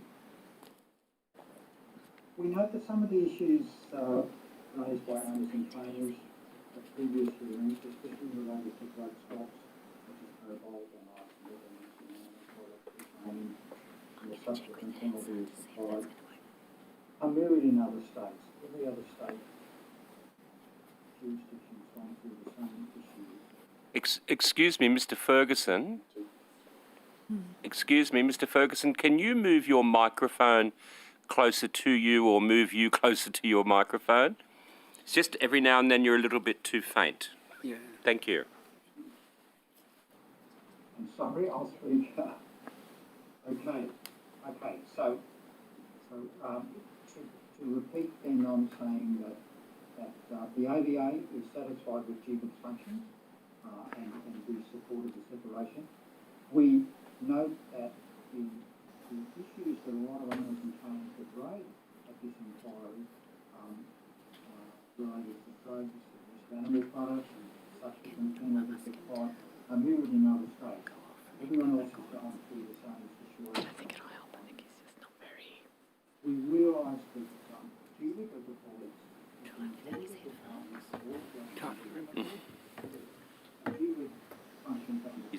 He's reading it, so you'll be able to get it. Prevention of Cruelty to Animals Act, the New South Wales Crime Act, the Code of Practice, which has just been referred to. It's an enormously difficult task that they're under. I support the vision of GBOTA for a high standard of warfare and integrity. To fulfil this, we feel veterinarians need to be employed by GBOTA in warfare roles as welfare inspectors and officers, as contract veterinarians, and as integrity officers and inspectors. Dr. Ferguson, could I just interrupt you? I'm very sorry. We're having trouble hearing you very well. Could you maybe try without your headphones? Is there another way that you could perhaps... Okay, does that help? Oh, yeah, that's much better. I think so. Thank you. Continue. Okay, that's better? Yes. Right. So... Just keep going from where he was. Sorry, if you could just go from where you were at. I need to unplug them as well. Could you unplug your... Sorry, have you unplugged your headphones? Yes. Yeah, continue. Thank you.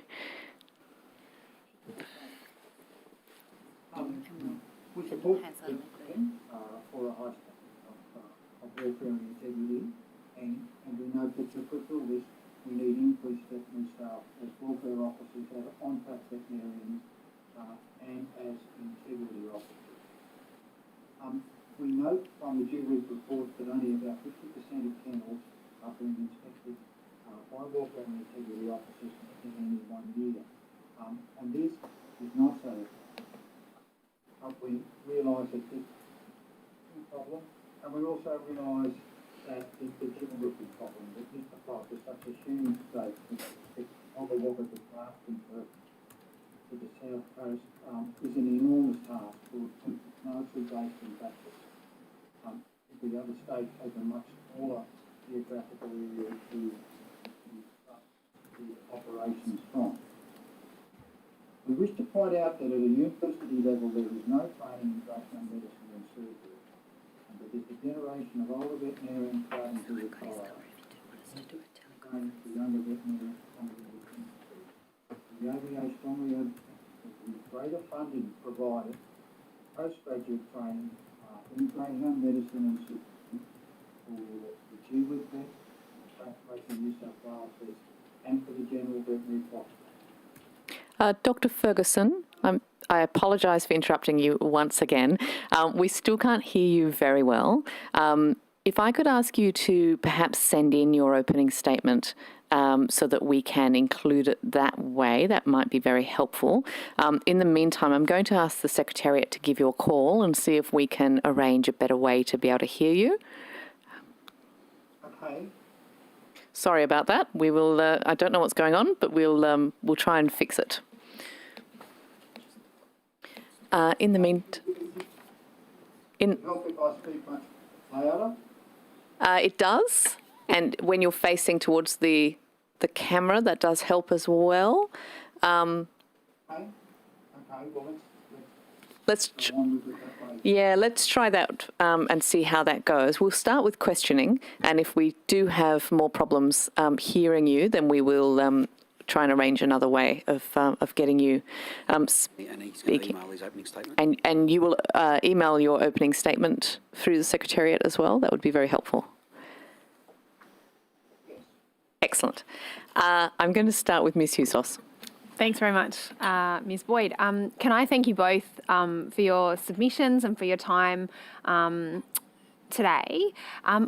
Our previous witnesses this morning, which I don't expect that you have seen, were the Greyhound Breeders and Owners and Greyhound Breeders Owners and Trainers Association. They, in their submission, talk about how from the 1st of January this year, we've seen a new code of practice, which you talked about, Ms. Jerd, in your opening statement, and they said that it sets the highest minimum welfare standards across Australia, and talked about that this is a real step forward for animal welfare. I'm mindful of your comments in your opening statement, but I'd be really interested to hear about how you think this is working, and whether you think there can be further improvements to the standard. Why don't we start with Ms. Jerd and then we'll go to you, Mr. Ferguson. I have not done a comparison across state lines of the New South Wales Code versus other codes. Obviously, when it was being written, there were standards and guidelines that were pulled from other states, particularly Victoria, who were further along in their code development.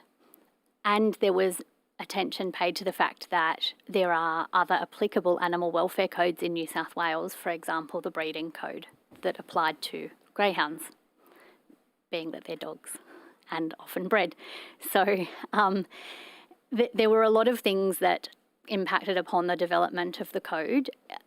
As to whether or not it, quote, meets the highest minimum welfare standards, I'm not entirely sure. It does some things well, and it makes steps in some regards that I think we can be very proud of.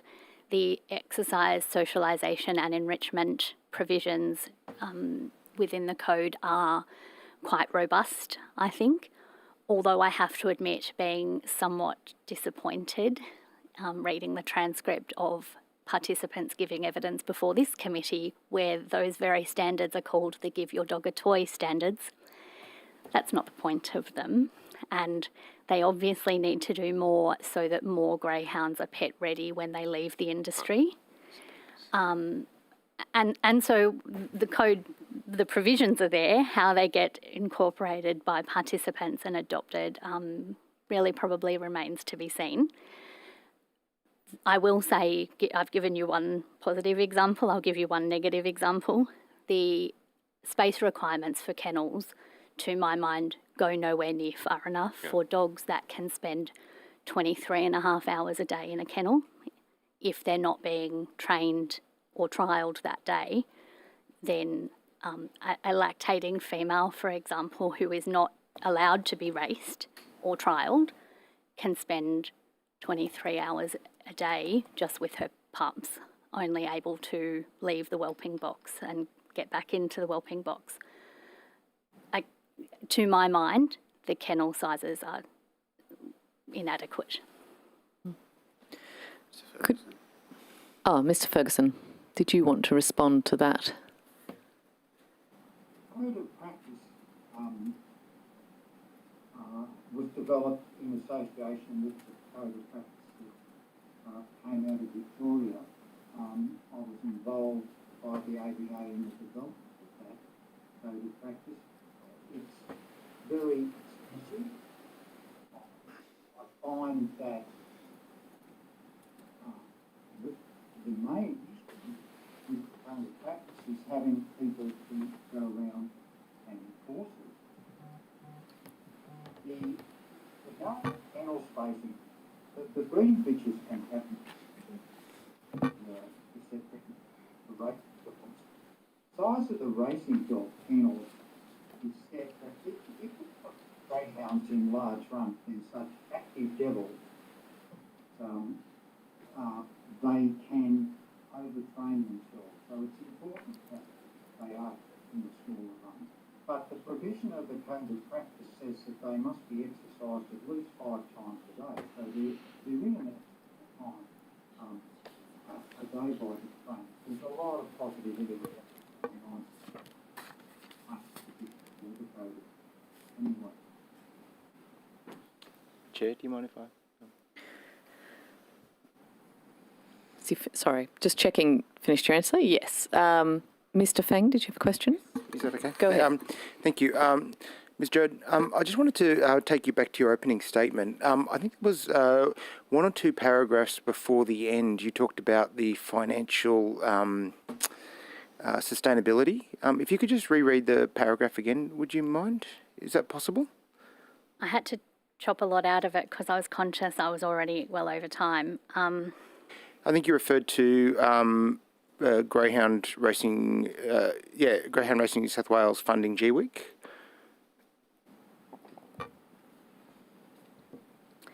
I said the current level of public funding remains high, and there's no indication as to what processes GRNSW are to adopt in order to fund GWIC. So we made the point today that GWIC's now funded by the government through the betting taxes and also the Treasury of New South Wales. So it's actually completely separated from Greyhound Racing New South Wales. Does that, in your mind, improve the situation? So that was one of the examples that has changed since we wrote our submission, obviously. And I think to some extent it does, except there has been an expectation that the industry will begin to support itself. And taxing goes a long way to doing that, but the government is still making up the shortfall, a not insignificant amount of shortfall. And, you know, in the same boat, the RSPCA, for example, and the Animal Welfare League receive relatively small amounts of perpetual government funding and submit to now ACO inquiries each year, for example. So if those high standards of funding are going to be maintained, then there needs to be some oversight over how exactly it's and what exactly it's being used for. So, sorry, you go. Oh no. Well, apologies, Chair. No, you're the chair. I'm happy to. Please finish your question. Well, I'm just curious as to the comparison that you've made there, because I think that obviously the government's made a commitment to supporting the greyhound racing industry, so therefore, you know, we're going to support the independent regulator, and therefore we've, you know, through the means that we've provided with betting taxes and from Treasury, we're funding that organisation.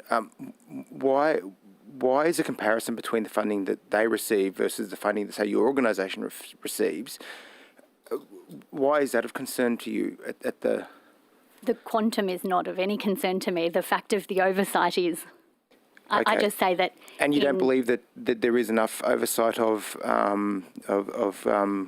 GWIC? I think that if animal welfare organisations, be they publicly funded or privately funded, are going to receive any amount of public funding, then they should report to government. So what do you think that GWIC should be required to do for its funding that it's not currently doing at the moment? I'm not aware of what the oversight requirements are in respect of the government funding.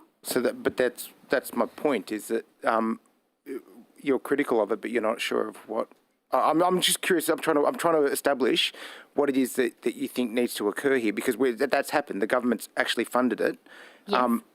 What is it that you think, compared to, say, your organisation, needs to occur that isn't currently in the arrangements aren't there? So I'm not sure I was critical of it. I made the comparison, and the point that I say is that, for example, the ACOs are going to participate and report to the standing committee. I think it's portfolio 7 each.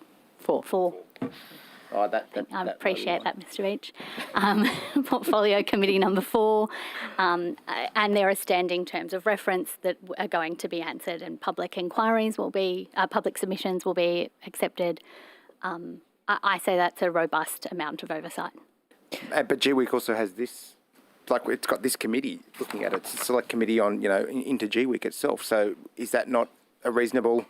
As did the ACOs this time last year, or the year before. So we're in the exact same boat, I'm saying. Which is exactly the point that I was making before. So anyway, that's okay, Chair. Ms. Banasiak. Can I just maybe pick up on that and maybe preempt Mr. Veach's question?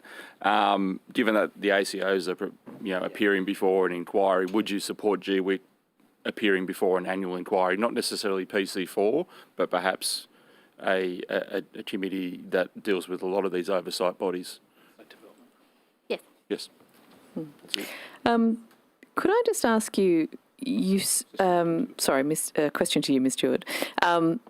In your submission, you talk about this, as you say, this sort of spectrum of welfare. It's not, it's not a binary. You don't either have or not have welfare. And as we've seen in a lot of different issues that this Parliament has been, debating in the last few years, there is quite a difference in what constitutes welfare depending on perhaps your perspective on animal rights and particular industries. We heard during the last set of hearings for this inquiry, a number of participants talk about, quote, canine athletes.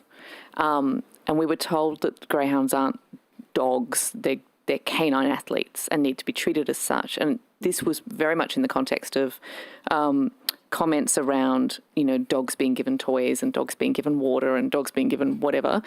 Could you talk us through the consequences of treating greyhounds like canine athletes when it comes to rehoming, and particularly the mental health aspects versus just keeping them alive? Yes, look, I don't purport any expertise in respect of animal welfare per se. I'm a lawyer. That's the skills that I offered the GWIC Animal Welfare Committee when I was nominated, and that's what I have provided, I hope. I will say, though, that there is literature available, peer-reviewed literature available in relation to welfare standards, domains modelling, and I think we give a reference to that and a link in our submission, that really the RSPCA says animal welfare needs to relate to the particular animal that one has in front of them, and that regardless of what humans hope to get out of animals, whether that be athleticism or companionship or whatever it is, that it's capable of being measured.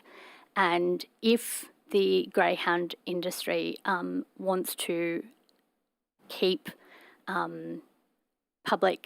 wants to meet public expectations about the welfare of their animals, they need to engage with the scientific literature. There needs to be research done. That research needs to be available publicly, and it needs to be robust and scientifically considered.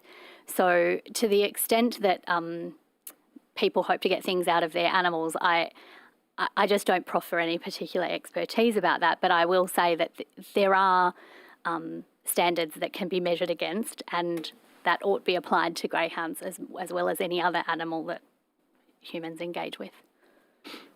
Thank you. Mr. Pearson? Yes, thank you. This is a question to both of you. Would you consider the rearing, like looking for specific traits in greyhounds, which are traits which will make the greyhound perform better, and then rearing those greyhounds up and then training them? If it was discovered that the very selection of the particular traits, the rearing up, the training and the racing, causes the likelihood of catastrophic injuries or other injuries, together with other features, maybe the shape of the track, etc. But if it could be shown, and perhaps you as a lawyer might be able to answer this, could it come into question whether the animal, as the animal is being treated in a potential breach of the Prevention of Cruelty to Animals Act by being bred up, trained, and the likelihood and these catastrophic injuries that it suffers from are as a direct consequence of those various things. So in the legislation, to cause unnecessary, unjustified and unreasonable distress and suffering or pain, and to overwork and to overdrive or abuse. Now that's a bit of a loaded question, but That's usually my job.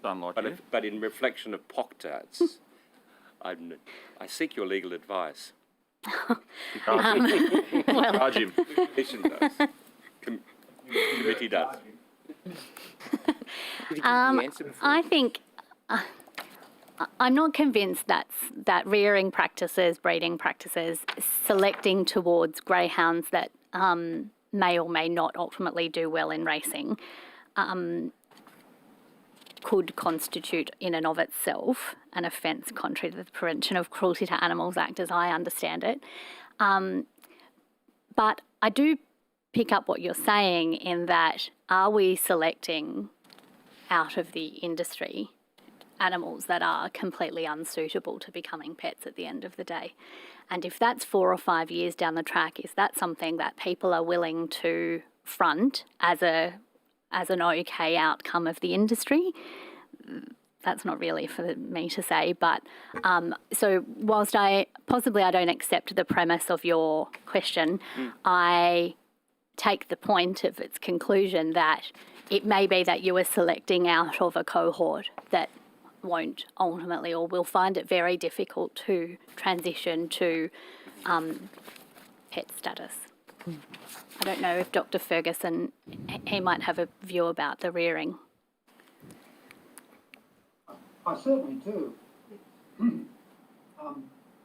no correlation between how we rear a dog and how well they're going to chase. And some dogs that are not abuses chasers are absolutely good, and others that don't make it as really good chasers can be difficult to rehome in a pet home. Some of these dogs make excellent pets on rural properties. The trust of the dogs always starts at a young age, and I always say that some bits of food get punished in that they get caught chasing. Can we just get him to take them on notice? Jump out of the box, the rest is up. Can't hear him. We could put him on the phone, do you think? I know it's late into the inquiry, but... Apologies, Dr. Ferguson, we are having trouble hearing you again. We are going to try and get you on the phone instead. Just, sorry, stand by. Thank you. I just think it's important we get that. If you just turn off your WebEx now, they'll give you a call and we'll get you put in by phone. In the meantime, I will just go to Mr. Latham. Did you have a question for Ms. Jewett while Dr. Ferguson is changing technology modes? Yes, thank you, Chair. I've also got a question for Dr. Ferguson when he comes back, if that's possible. But to Ms. Jewett, and perhaps you need to take this on notice, but each year, how many animals would the RSPCA take in, and how many are rehomed as pets? It's available on our annual report. I can call that up very quickly. I did get statistics in advance of today in respect of our rehoming of greyhounds.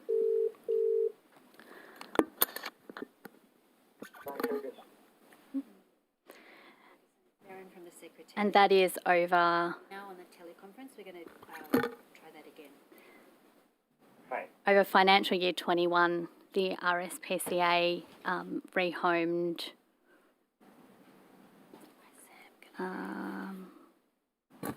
had 50 greyhounds come into its shelters, rehomed 21, 15 were reclaimed and 7 were euthanised.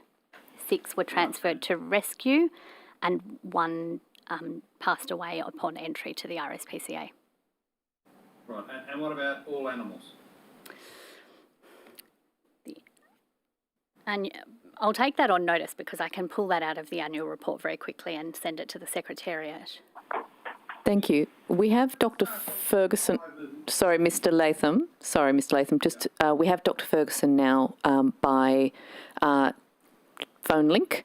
Can we just check we can hear you, Dr. Ferguson? Okay, I'm talking to you now. Have you got me? Yep, fantastic. Thank you. I will just allow Dr. Ferguson the opportunity to respond to the questions asked to him before, and then we'll come back to you, Mr. Latham. Yes, well, we were responding to the question retraining and the potential for training to predispose to catastrophic injuries. No, that just doesn't happen. And the potential for training to affect the outcome of dogs becoming pets also doesn't happen, in that some of our very, very fastest and most competitive chasers make excellent house pets, and at the other end of the scale, some slow dogs just don't make good pets. This all fits, as I see it, within a fairly normal distribution of dogs' personalities, whether they be greyhounds or German shepherds or whatever. So training starts at a very young age, as it does with all breeds of dogs. If you're training up a border collie or a kelpie to work stock, then they go out with the older dogs as early as they can. And the greyhound trainers do the same thing with their young pups, where they teach them to chase squeaky toys or fluffy dolls or whatever around. And essentially, once they've taught them to do that, all they have to do is teach the dogs to come out of the boxes, and the greyhounds are trained. During this time, there's active socialisation. The code of practice, which is now in place, encourages and it demands increased socialisation for the dogs. The trainers that claim they're breeding pets, I just refute that claim. They tend to be people that want things the way they were back in the early days of the 80s and 90s, and they refuse to accept that society's changed and welfare standards have changed and welfare expectations have changed. Thank you. Back to you, Mr. Latham. Thank you. My question to Dr. Ferguson, during the course of this inquiry, GWIC announced that for greyhound owners or trainers, who might have a dog, say, that bit their grandchild, but they can no longer take that to their local community-based vet for assessment and possible euthanasia. If the dog is vicious and is likely to do it again, they've got to take it to their local government council pound. So what's your association's view of that policy, which is quite a slur against your members, and what expertise would we expect in council pounds where, anecdotally, you'd say that, you know, lots of dogs go in, not many ever come out? Okay, I'm not so sure of the rule in New South Wales, but that is certainly not the rule in Victoria and other states, and because of the new code of practice, I would suspect that that rule has changed. To euthanise a greyhound currently, you must notify the controlling body of your intention to euthanise it and give reasons to euthanise it. A veterinary surgeon can simply sign off on the fact that the dog is savage and that the dog bit the child, and that ensures that the dog is euthanised by the veterinarian there. I do not support at all a veterinarian not being able to euthanise a dog because it's attacked a child, and certainly it's got no right to go to a pound. It's not the pound's responsibility. They're not the people that are trained to ascertain whether such a dog should be put down. But, Mr. Latham, it doesn't matter what the breed of dog. Once a dog bites a child, that dog needs to be euthanised. Thank you. Might I just pick up on Please that? do. Just because I did I saw the exchange in relation to the relationship between the Prevention of Cruelty to Animals Act, the Greyhound Racing Act, the Code and the Companion Animals Act. Those acts don't historically and still don't speak to each other very well, if at all. And so a veterinary practitioner has a power to euthanise an animal if it is in such a physical condition that it is cruel to be kept alive, in accordance with Section 26AA of the Prevention of Cruelty to Animals Act. That is separate to the dangerous dog provisions in the Companion Animals Act, and in relation to that determination as to whether or not a dog is dangerous or declared dangerous, there are criteria within the CAA about that. But the acts don't talk to each other. And so it's very difficult for any vet to, unless an animal is in such a physical condition that it is cruel to be kept alive, to have a power to euthanise it. Whether or not they will accede to a request that an animal be euthanised is another thing.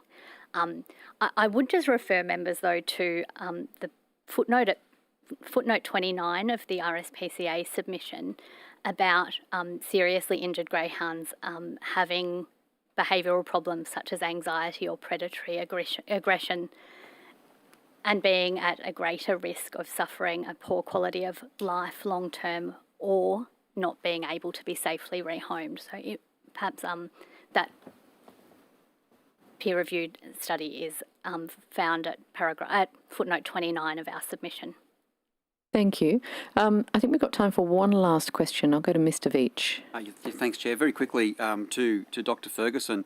In your submission, or the submission of your organisation, I think it's recommendation 6, where you talk about having an annual meeting with the Integrity Commission to work through a number of issues that have sort of developed throughout the year. Has that been, since you wrote your submission, has that actually occurred? And if not, can I ask, why is it such an important initiative? No, this meeting has not occurred. AVA put that forward so that it would give the welfare people within AVA an overview as to how progress was going within GBOTA as regards animal welfare. And so you know, you've got a chance here. This is one of the committee's going to make a series of recommendations. Would you, is this one of the recommendations you would push for this committee to put forward? Yes, it is. Yes, it is. Amongst our other recommendations, I would be more enthusiastic about the education of veterinarians. Yeah, which is, I think that was sort of recommendation 7 or 8 or something. You talk about postgraduate studies. So, so that's again. What's I guess in your opening statement, which we didn't quite hear, but we're going to receive electronically, you did talk about this. Do you want to just reiterate why this is important to your industry? Education of veterinarians? Yes, yeah, postgraduate education in this area. Oh, okay. Veterinarians, there is no university in Australia that teaches Greyhound medicine and surgery. I used to provide some lectures to Melbourne up until a few years ago, Melbourne University, that stopped. Industries get what they demand, and the livestock industry demanded more veterinarians that would go into rural practice. And so we built Charles Sturt at Wagga and we built James Cook at Townsville. But the greyhound industry did not demand that greyhound medicine and surgery be taught at either of these places. To the best of my knowledge, the greyhound industry has never gone to the deans of the various universities and asked them to teach greyhound medicine and surgery. The AVA has gone on several occasions, and I have over the years written to the deans of all the various universities, and particularly when Wagga started, which I thought was a great opportunity to be teaching this discipline because of the large numbers of greyhounds and tracks in New South Wales. But the universities just aren't interested, and so the industry's got to do it itself. Okay. Practitioners, veterinary practitioners that are trained in greyhound medicine and surgery also provide wonderful sentinels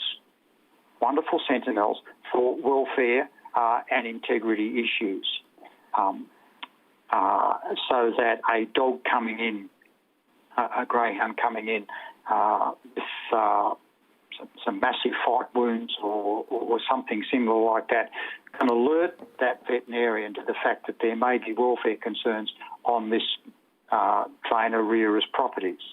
Similarly with the training of our on-track veterinarians, they are also sentinels for welfare and integrity issues. Yep, thank you. Thank you. Unfortunately, that's all we have time for this session. I'd like to thank you both for your submissions and for attending. Apologies for the technology problems that we're experiencing. I know how frustrating that is. I think we got there in the end. To the extent that any questions were taken on notice, you'll have 21 days to respond, but the Secretariat will be in touch to explain that process. So thank you very much for your time. It's my pleasure.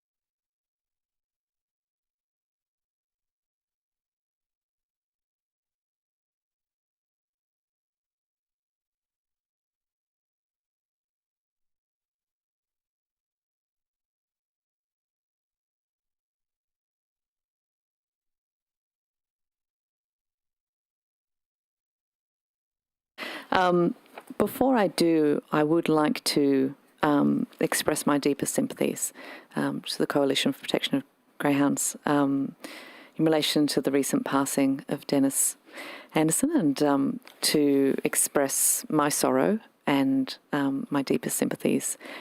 He was a voice for the voiceless, and he's gone but not forgotten.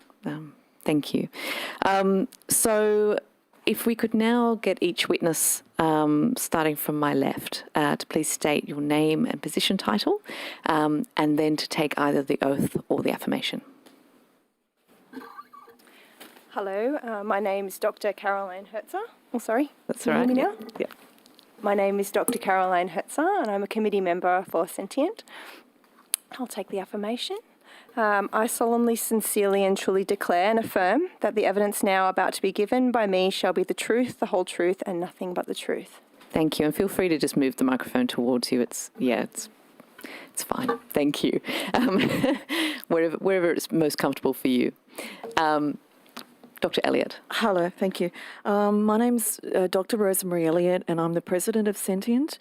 I swear that the evidence about to be given by me shall be the truth, the whole truth, and nothing but the truth. So help me God. Thank you. Ms. Stoner.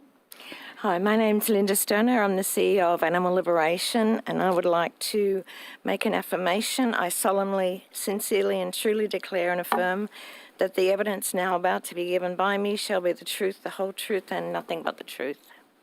Thank you. And Ms. Chisholm. My name is Fiona Chisholm. I'm CPG's New South Wales State Director. I'll take the affirmation. I solemnly, sincerely and truly declare and affirm that the evidence now about to be given by me shall be the truth, the whole truth, and nothing but the truth. And thank you for your comments about our President. Thank you. If I could invite you each to make a short opening statement, to try and keep it brief so that we've got lots of time for questions. Go ahead. Dr. Elliott will be giving the opening statement for Sentient. Thank you.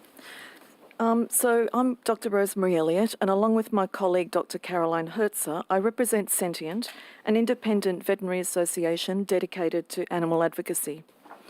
As an organisation with no industry sponsorship or affiliations, one of our key principles is to promote independent oversight of animal welfare.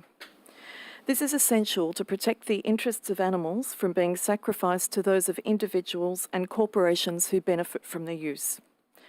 Profit and greed remain strong drivers of legalised animal cruelty. The evidence presented to the Special Commission of Inquiry into the greyhound racing industry in New South Wales, established in 2015, offered overwhelming grounds for the proposed ban on this industry, and these grounds remain. It is shameful that the state government overturned this ban. Sentient commended the establishment of the Greyhound Racing Welfare and Integrity Commission in 2018, and we thank the committee for inviting us to this hearing. We acknowledge the Commission's attempts to safeguard greyhound welfare, but recognise that some of its objectives and functions fall far short of the McHugh Inquiry's recommendations. Having closely followed the so-called improvements in the regulation of greyhound racing, we note that these have not been matched by sufficient reductions in injury, mortality and euthanasia rates, or by acceptable rehoming rates by the industry. Accountability is still the missing factor. For the Commission to succeed as the independent regulator of the greyhound racing industry in New South Wales, while this industry remains legal, its sole purpose must be to promote and protect the welfare of greyhounds. This regulatory role can never be achieved if the Commission's other objectives are to safeguard the integrity of greyhound racing, an impossible task where animals are used for betting, and to maintain public confidence in an industry that has lost its social licence to exist. The Commission has an enormous task to achieve in stamping out the crime, corruption and indifference to the welfare of animals that has long plagued greyhound racing in New South Wales. We support the Commission's true purpose and hope to assist through our involvement in this inquiry. Thank you. Thank you. Ms. Stoner. I thank the committee for extending an invitation to Animal Liberation to speak today to this inquiry into greyhound welfare and the Integrity Commission. I'm also grateful to the committee staff for their ongoing courtesy, assistance and professionalism to animal liberation, and I'm delighted to sit alongside like-minded organisations. And I too would like to thank you for your acknowledgement of the loss of Dennis Anderson. We continue to witness the growing popular sentiment toward the welfare of animals, combined with the diminishing level of public confidence in current attempts, legislative or otherwise, to protect animals from egregious, undue or unnecessary harm and exploitation. We are ongoing in our efforts to raise the plight of greyhounds trapped in a commercial industry that forces them to run for gambling profits and views them as commodities, not companions. And we are in total agreement with all who sit here and RSPCA Australia on this. Every time a greyhound is forced into a greyhound track starter box, it is a catastrophe waiting to happen, and this is what we continue to witness across New South Wales. We all know this, and the industry's own statistics confirms this unacceptable toll on individual greyhounds. These beautiful dogs are conditioned and trained to run and chase for gambling profits. Whilst we acknowledge their great ability to run at phenomenal speed, we consider them first and foremost as dogs, canines, with the same right to enjoy a high quality of life as all dogs are entitled to enjoy, including running for the simple pleasure of running rather than being forced to run for gambling proceeds and profit, from which a select few and the New South Wales government benefits. We contend that the greyhound industry has never been and never will be a safe or humane environment for greyhounds. It doesn't matter how many inquiries we have or how much public money is being thrown at the industry, greyhounds continue to suffer an unnatural life of extreme exploitation and cruelty, and they continue to suffer horrific injuries and deaths. Greyhound racing is a pastime which cannot be justified, and notably in New South Wales, where the current abhorrent injury and death rates should be condemned by all decision makers. Thank you. Thank you. Ms Chisholm. My name is Fiona Chisholm. I'm CPG's New South Wales State Director. Thanks for the opportunity to appear today, and thanks to the GWIC inquiry staff who efficiently made all the arrangements. Firstly, some industry participants have urged this inquiry to abolish GWIC and return its functions to Greyhound Racing New South Wales. The separation of these two bodies is the only way to ensure greyhound welfare. Most importantly, GWIC's customer satisfaction survey results, collected anonymously, provide solid evidence that most industry participants have little or no problem with the regulator. Those who still deny the need for reform will always criticise GWIC, so will those who do the wrong thing. As revealed by the Sydney Morning Herald on November 14 this year, more than 170 New South Wales trainers were found in breach by GWIC over the past 2 years. Only one of these trainers was banned for life, and we urge the committee to recommend that GWIC allocates maximum penalties and fewer suspended and concurrent penalties. This should apply for all serious breaches, whether a first-time breach or not. We also urge this committee to recommend that performance targets are included as promised by the New South Wales Government in Greyhound Racing New South Wales operating licence. For example, if Greyhound Racing New South Wales licence was contingent on it hitting its own target of rehoming 1,000 dogs via its GAP arm, which was a target listed in its strategic plan 218 to 221, this might have got done. Instead, GAP accepted only 319 dogs for the 2020-21 period, despite a budget of $3 million. Meanwhile, 477 dogs were accepted by community-run rescues, and if you've ever worked in rescue or volunteered in rescue, you know they run on the smell of an oily rag. And while on the subject of money, CPG urges the committee to recommend that GWIC is empowered to report on outcomes achieved at each track for the industry's $30 million spend on New South Wales tracks. So far, zero is known about the return on investment achieved. When it comes to tracks, this committee might like to know that more races are still being run on Richmond's curved track than on the new straight track beside it. We ask that you recommend GWIC is empowered to licence tracks, and that's a good example of why it's needed. Richmond saw more greyhound deaths both last year and this year than any other track. Long-term racing industry journalist Bruce Teague wrote in the Australian Racing Greyhound on 20th September this year, "Flattish turns are a definite no-no for dog racing, as runners can easily lose their balance and smash into nearby dogs." And I quote, "One glaring example is Richmond's 535-metre first turn." Now that's a racing journalist who's been in the racing industry writing about it for decades. Finally, I have some short comments for inquiry members. Ms Boyd and Mr Pearson, on behalf of the Greyhounds who cannot speak for themselves, we thank you.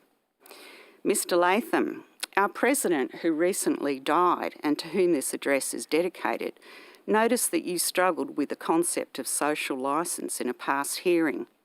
He wanted to let you know that Section 1, paragraphs 1.96 to 1.19 of the McHugh report explains this concept in detail. And finally, to Liberal, National and Labor members, you had the opportunity in 2016 to end greyhound suffering. You didn't do so.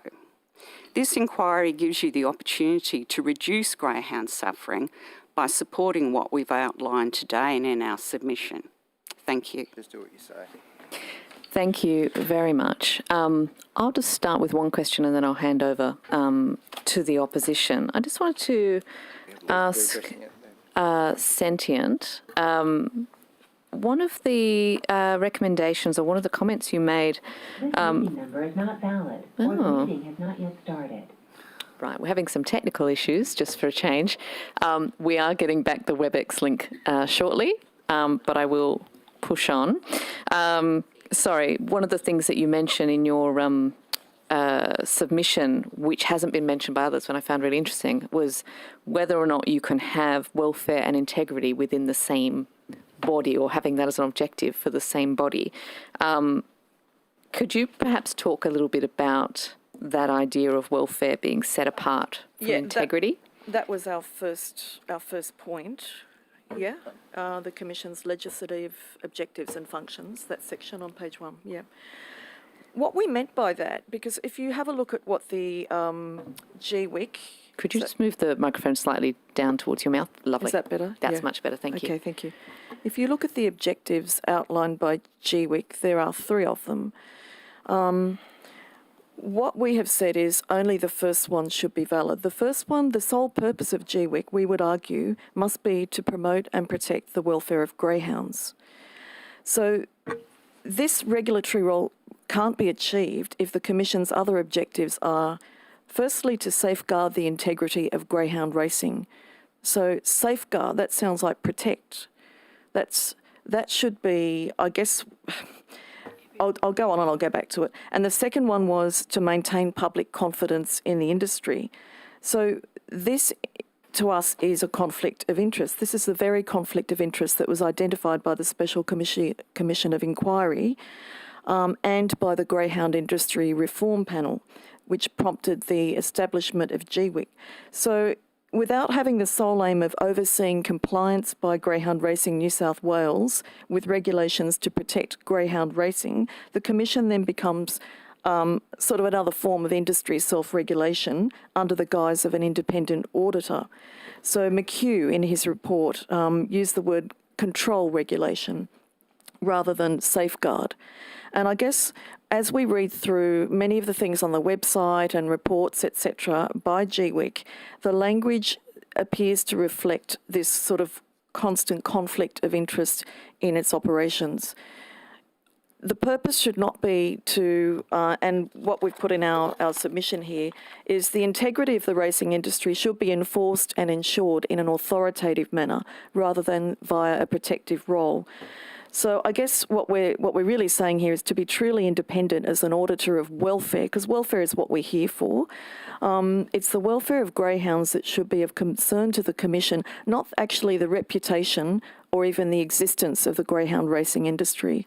And I might ask my colleague, Dr. Caroline, to collaborate. Is there anything you'd like to add to that? No, yeah, okay, that's good. pretty much Yeah. what I was going to say.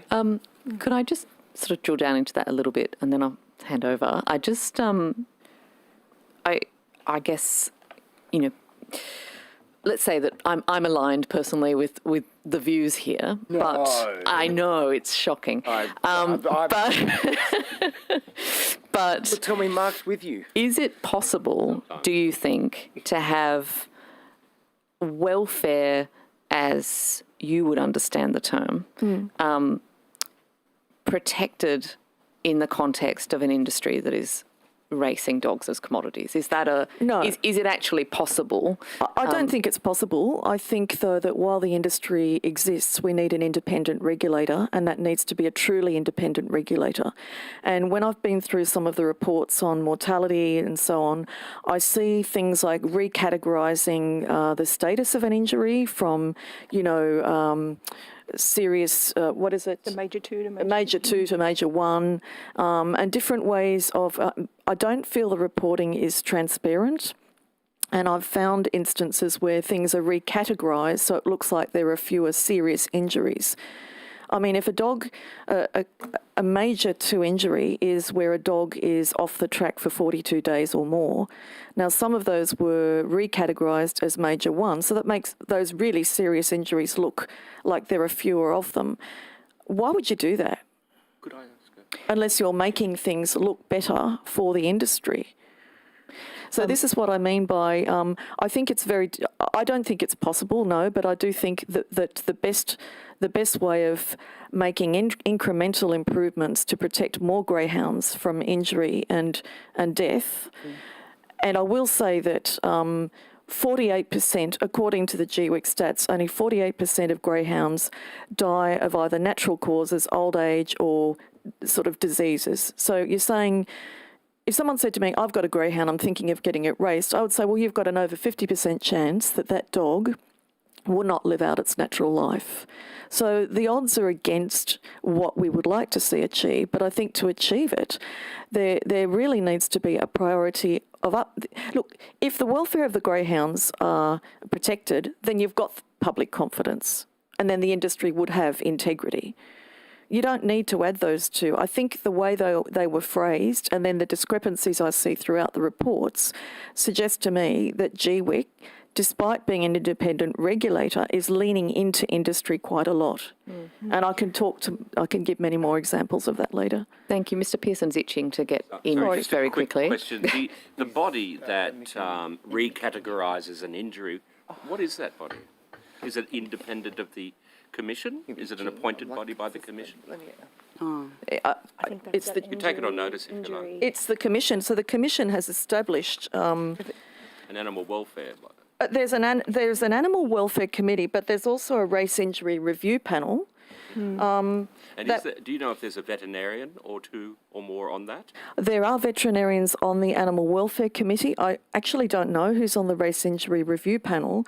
It was established to provide a systematic review of serious and catastrophic injuries, so they will call that major 2 and catastrophic injuries to the greyhounds while they're on the New South Wales tracks, not when they're training.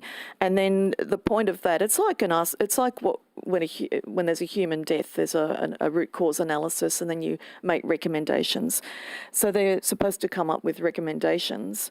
The recommendations I've seen have been extremely flimsy, like doing post-mortems. I haven't seen any recommendations about proper track design, and we have a lot of evidence now. And I have tabled a report by Professor Andrew Knight, a veterinarian in the UK, who's done a lot of work on greyhound racing welfare in the UK. And he, despite, obviously he's not in approval of the industry, but he has set out many incremental improvements that could save dogs' lives and save dogs from injuries. And that's just being circulated at the moment. I haven't seen any of those adopted by the Race Injury Review Panel. And there's even an acknowledgement in the injury data, which come out, every quarter, that, of course, you'll get more injuries in 2 particular seasons of the year. And my question there would be, if the Commission is really serious about animal welfare, why would you not do what even the live export trade has done and say, okay, there's no greyhound racing during the hot seasons, instead of just saying, oh, well, we'll always get more deaths during those 2 seasons or those 2 quarters. So these are sort of examples that I find, I feel the conflict of interest there. I feel like the Commission is not truly independent and just solely on the side of greyhound welfare. Yeah. Mr. Veitch. Thank you. I just want to go to Ms Stoner, and it's the one of the recommendations in Animals Australia submission, and thank you all for your attendance and your submissions. But you talk about making tracks safer. GWIC must be given the power to make tracks safer, including, and you go on to set a number of suggested items. They should have, setting minimum standards, licensing. 2 components to this question. First thing is, how do you see GWIC actually undertaking that function as per your recommendation? That's the first thing. And the second thing is, just a bit of an update, I guess, on how many tracks have been improved, straightened, and whatever in New South Wales since 2016. So I'll go to Ms Stoner first, and then I wouldn't mind getting all your views around the track safety and what standards should be put in place. Thank you, Mr. Veitch. I'm with Animal Liberation, but it's very similar. So obviously, oval tracks should be, done away with. That's what causes a high rate of injuries and ultimately deaths. So more money has to go into straight tracks, which have been proven again and again to be much safer for these dogs. My colleague Fiona would be able to assist with the second part of your question. Sure. Yep. Sorry, if I could just say that we're very pleased that the Minister has pledged $25 million for improvements, but our concern is that a lot of the money will be spent more on human considerations and canine considerations, such as improving, seating for attendees and such like. Rather more, that money should be given to GWIC to help them better undertake their job, which is the welfare of these dogs. And, the Minister referred to greyhounds as being athletes, but we don't take wounded or injured athletes and shoot them or bury them or whatever. We must be spending more time helping and fixing these dogs. Just because they're not profitable any longer shouldn't be any reason to kill them. Yep. Okay. Thank you. Mr. Veitch, you've touched on a very key point, which is the complete lack of clarity about track standards. And one of the big gaping areas of clarity is the fact that GWIC couldn't issue the track standards document, even though it had approved it for Greyhound Racing New South Wales, who has the responsibility to develop those track standards. Now, consequently, there has been a complete lack of accountability and clarity about what's been done to each particular track and what the return on investment is for the money that is being spent, the public money, the $30 million that has been allocated by the government to spend on improving New South Wales tracks. Now, there is no documentation available that Greyhound Racing New South Wales will release that allows that analysis to be done. And on top of that, a lot of the research they commissioned by UTS has not been made public. Now, this is an extraordinary lack of clarity and transparency. If you had nothing to hide, why wouldn't all of UTS's research papers be on open access? If you go and look them up, a couple are, but the vast majority are there so you can see that the academics have published, but they're on closed access. Nobody can get to see them. Now, the most critical thing with the track standards document, the document that finally got put on Greyhound Racing New South Wales website doesn't even have a date on it. So you can't tell if that is one of the earlier versions that was a draft version because the draft version, it wasn't clear either. So there is a real problem with accountability and clarity. And that track standards document should have a date on it to say it's the final, and GWIC should be empowered to release it, not the world sitting around waiting for Greyhound Racing New South Wales to get their act together. Okay, thank you. And sorry, Ms. Dunn, it was actually the Animal Liberation submission I was citing from, so I do apologise.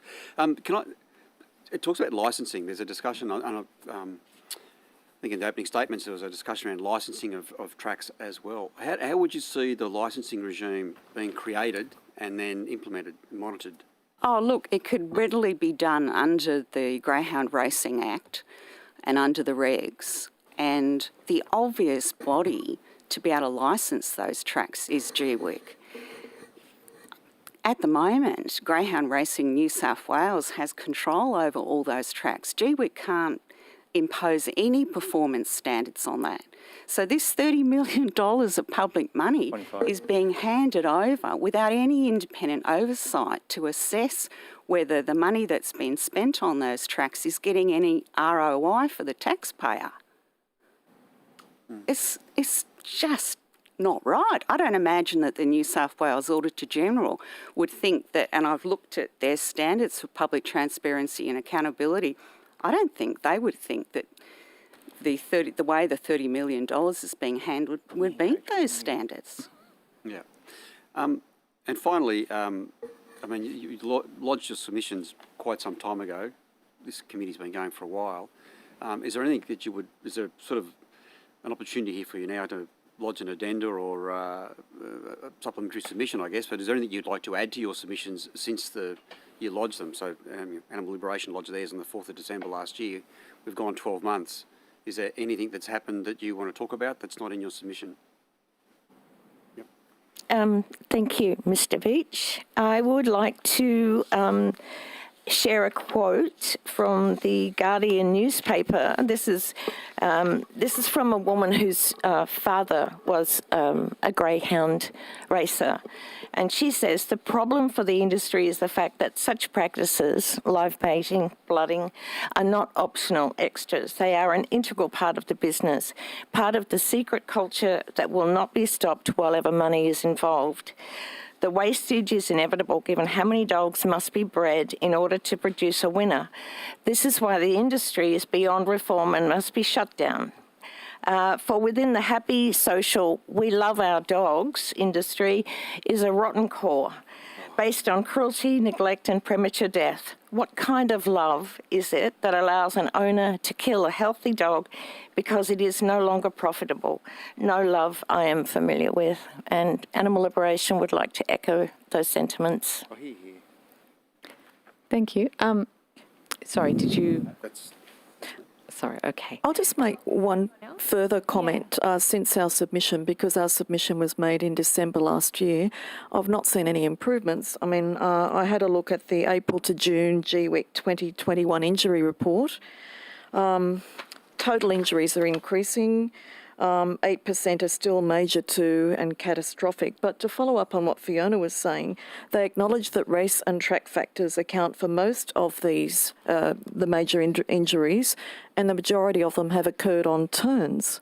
Now, there were no recommendations from this report, none. I didn't see anything about changing track design or how that $23 million that Kevin Anderson, the racing minister, Kevin Anderson, announced how that would be spent. So I think it's a very, we certainly second what Fiona says about the track design. I think GWIC is doing the report on this. I would like to see them have the power, the authority to actually take control of the spending of that money. I don't think the New South Wales greyhound racing industry will be motivated to do so. Thank you. Ms Chisholm, did you have anything additional to add to your submission since? One of the things that we've been waiting for is to see the greyhound industry do as they undertook to do, and this is on the public record, which is come up with a coordinated approach to breeding nationally. Now, the industry itself has said there's no point in having breeding that relates just at a state level because of the interstate transfer and movement of greyhounds. The industry now is running late on coming up with a coordinated breeding policy. I mean, they've had 4 or 5 years since 2016. Where is it? And breeding is slowly increasing now and recovering.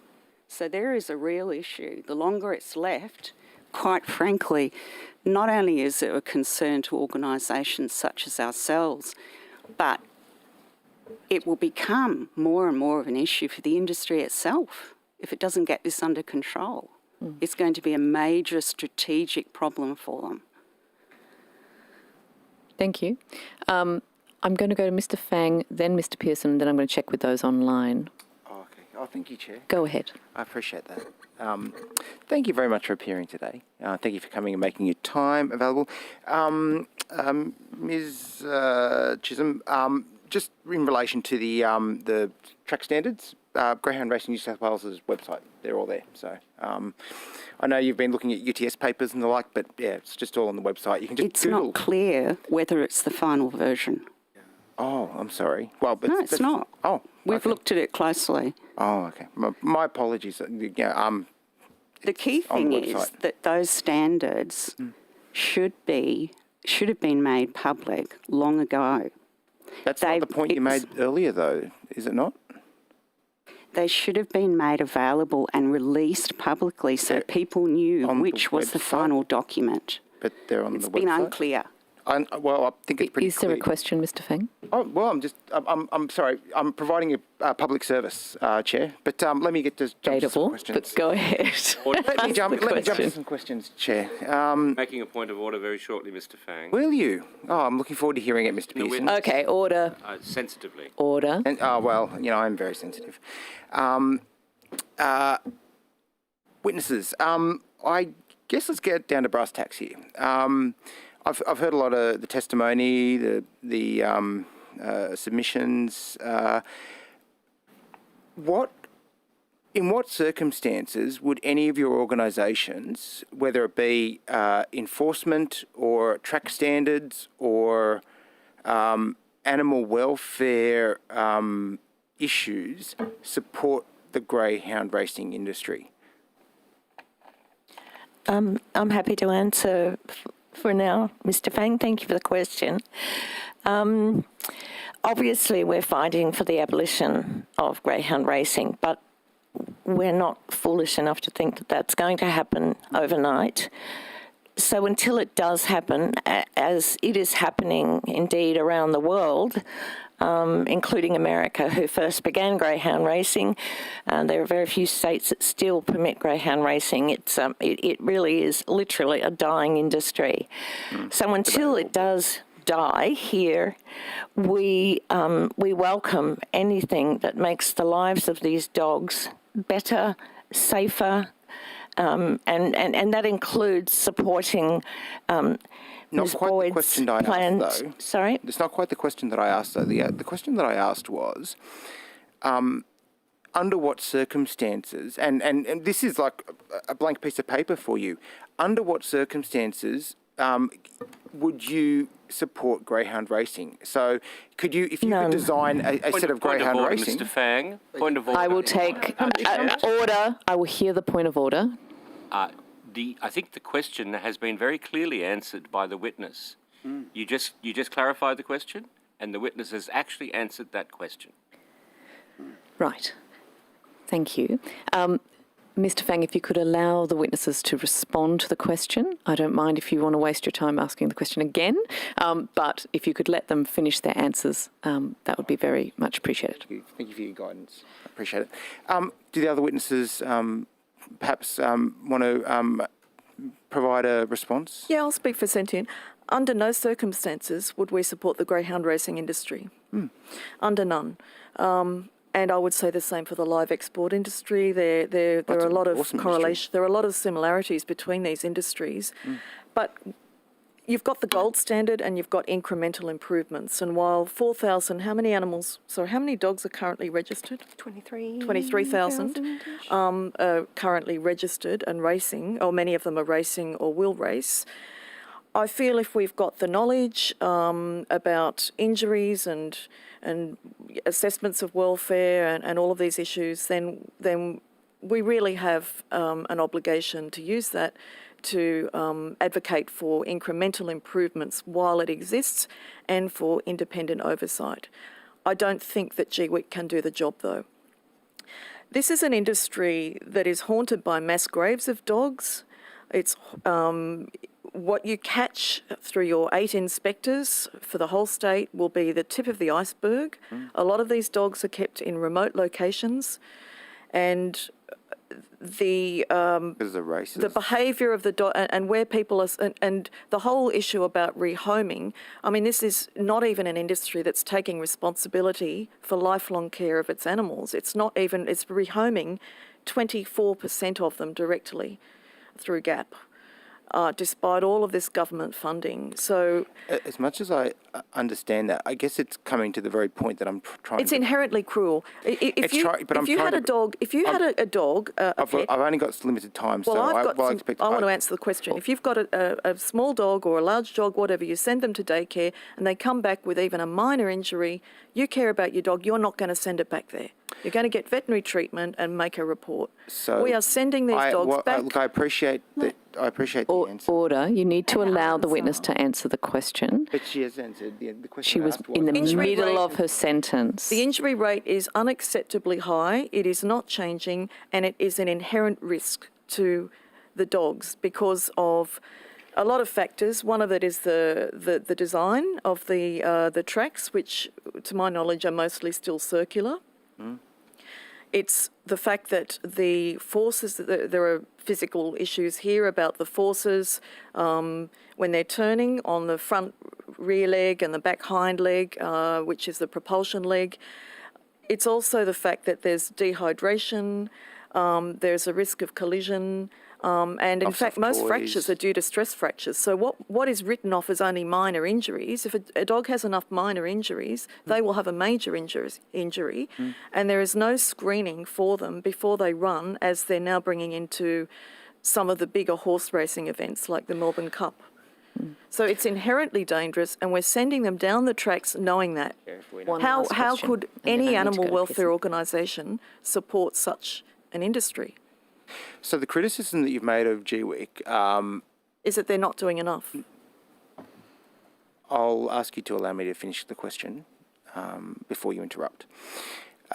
Your criticism of GWIC was on a number of levels, but I think it was predominantly around the independence that you said that would, and it's I guess competing interests.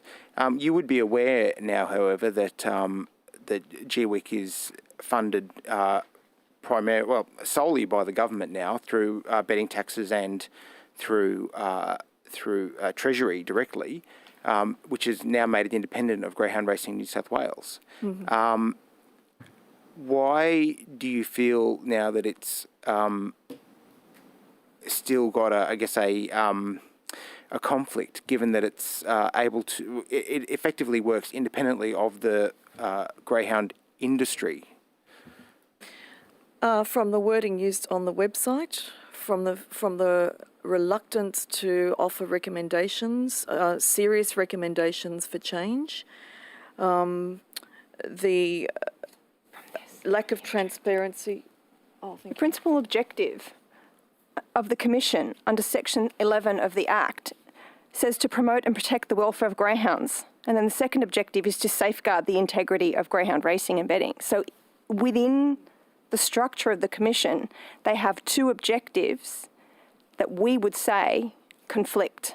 But that is the basis of our argument, we're now regardless talking of whether about, it being independent of GR New South Wales. We are talking now about what you consider to be a conflict on welfare issues versus the integrity of the industry.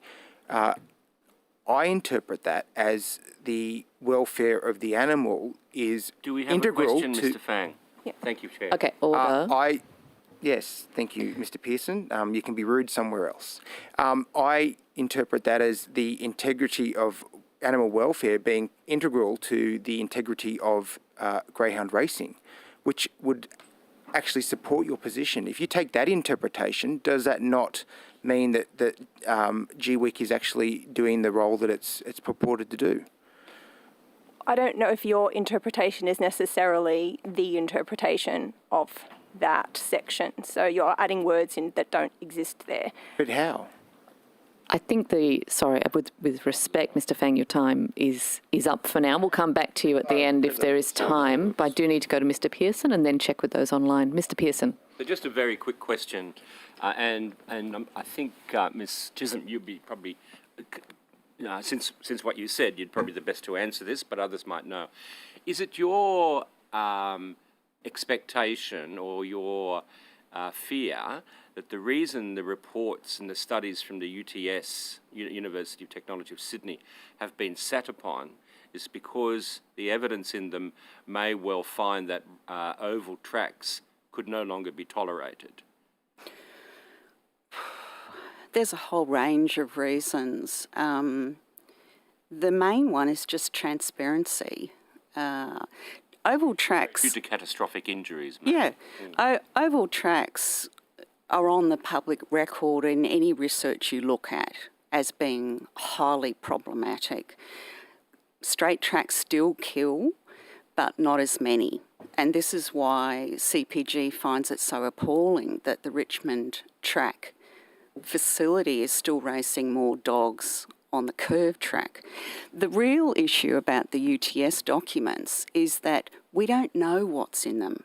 There could be stuff in them along the lines you mentioned, but simply to be able to have a good understanding of what is happening at every track, because those documents contain recommendations about what should be done to every track, which then would be very useful to compare to the final track standards document to see how they compare. And while the track standards document, Mr. Fang, might be on the website of Greyhound Racing New South Wales, finally, it took a long time, and we don't have the academic research to compare against it, which would be profoundly useful. I think we might call it.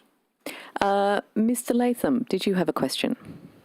Yeah, thank you, Chair. I was just wondering if the three organisations giving evidence could each table their social licence so the committee can have a look at it and understand the basis on which they're appearing today. Does anyone care to respond to that? I'm sorry, I don't understand the question. Likewise. This is... Saying that Greyhounds should be closed down because they haven't got a social licence. I'm just wondering if you could table your own social licence for appearing today. Well, I would say Greyhound racing should be closed down, not because it doesn't have a social licence to exist. It's the reasons that it doesn't have a social licence to exist, which it's inherently cruel, and the majority of dogs do not die from a natural death.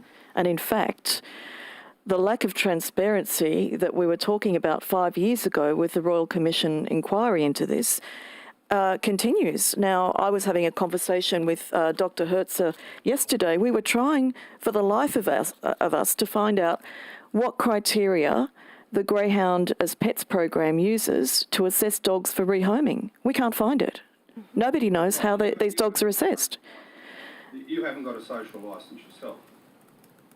Actually, Mr. Latham, a social licence is earned. My licence to exist, or what are you talking about? Order. I think, can I just clarify, Mr. Latham, that a social licence is not a physical thing that can be tabled, so asking the witnesses to table something that's not actually a physical thing. I think that was his point. Well, then he doesn't understand what a social licence is.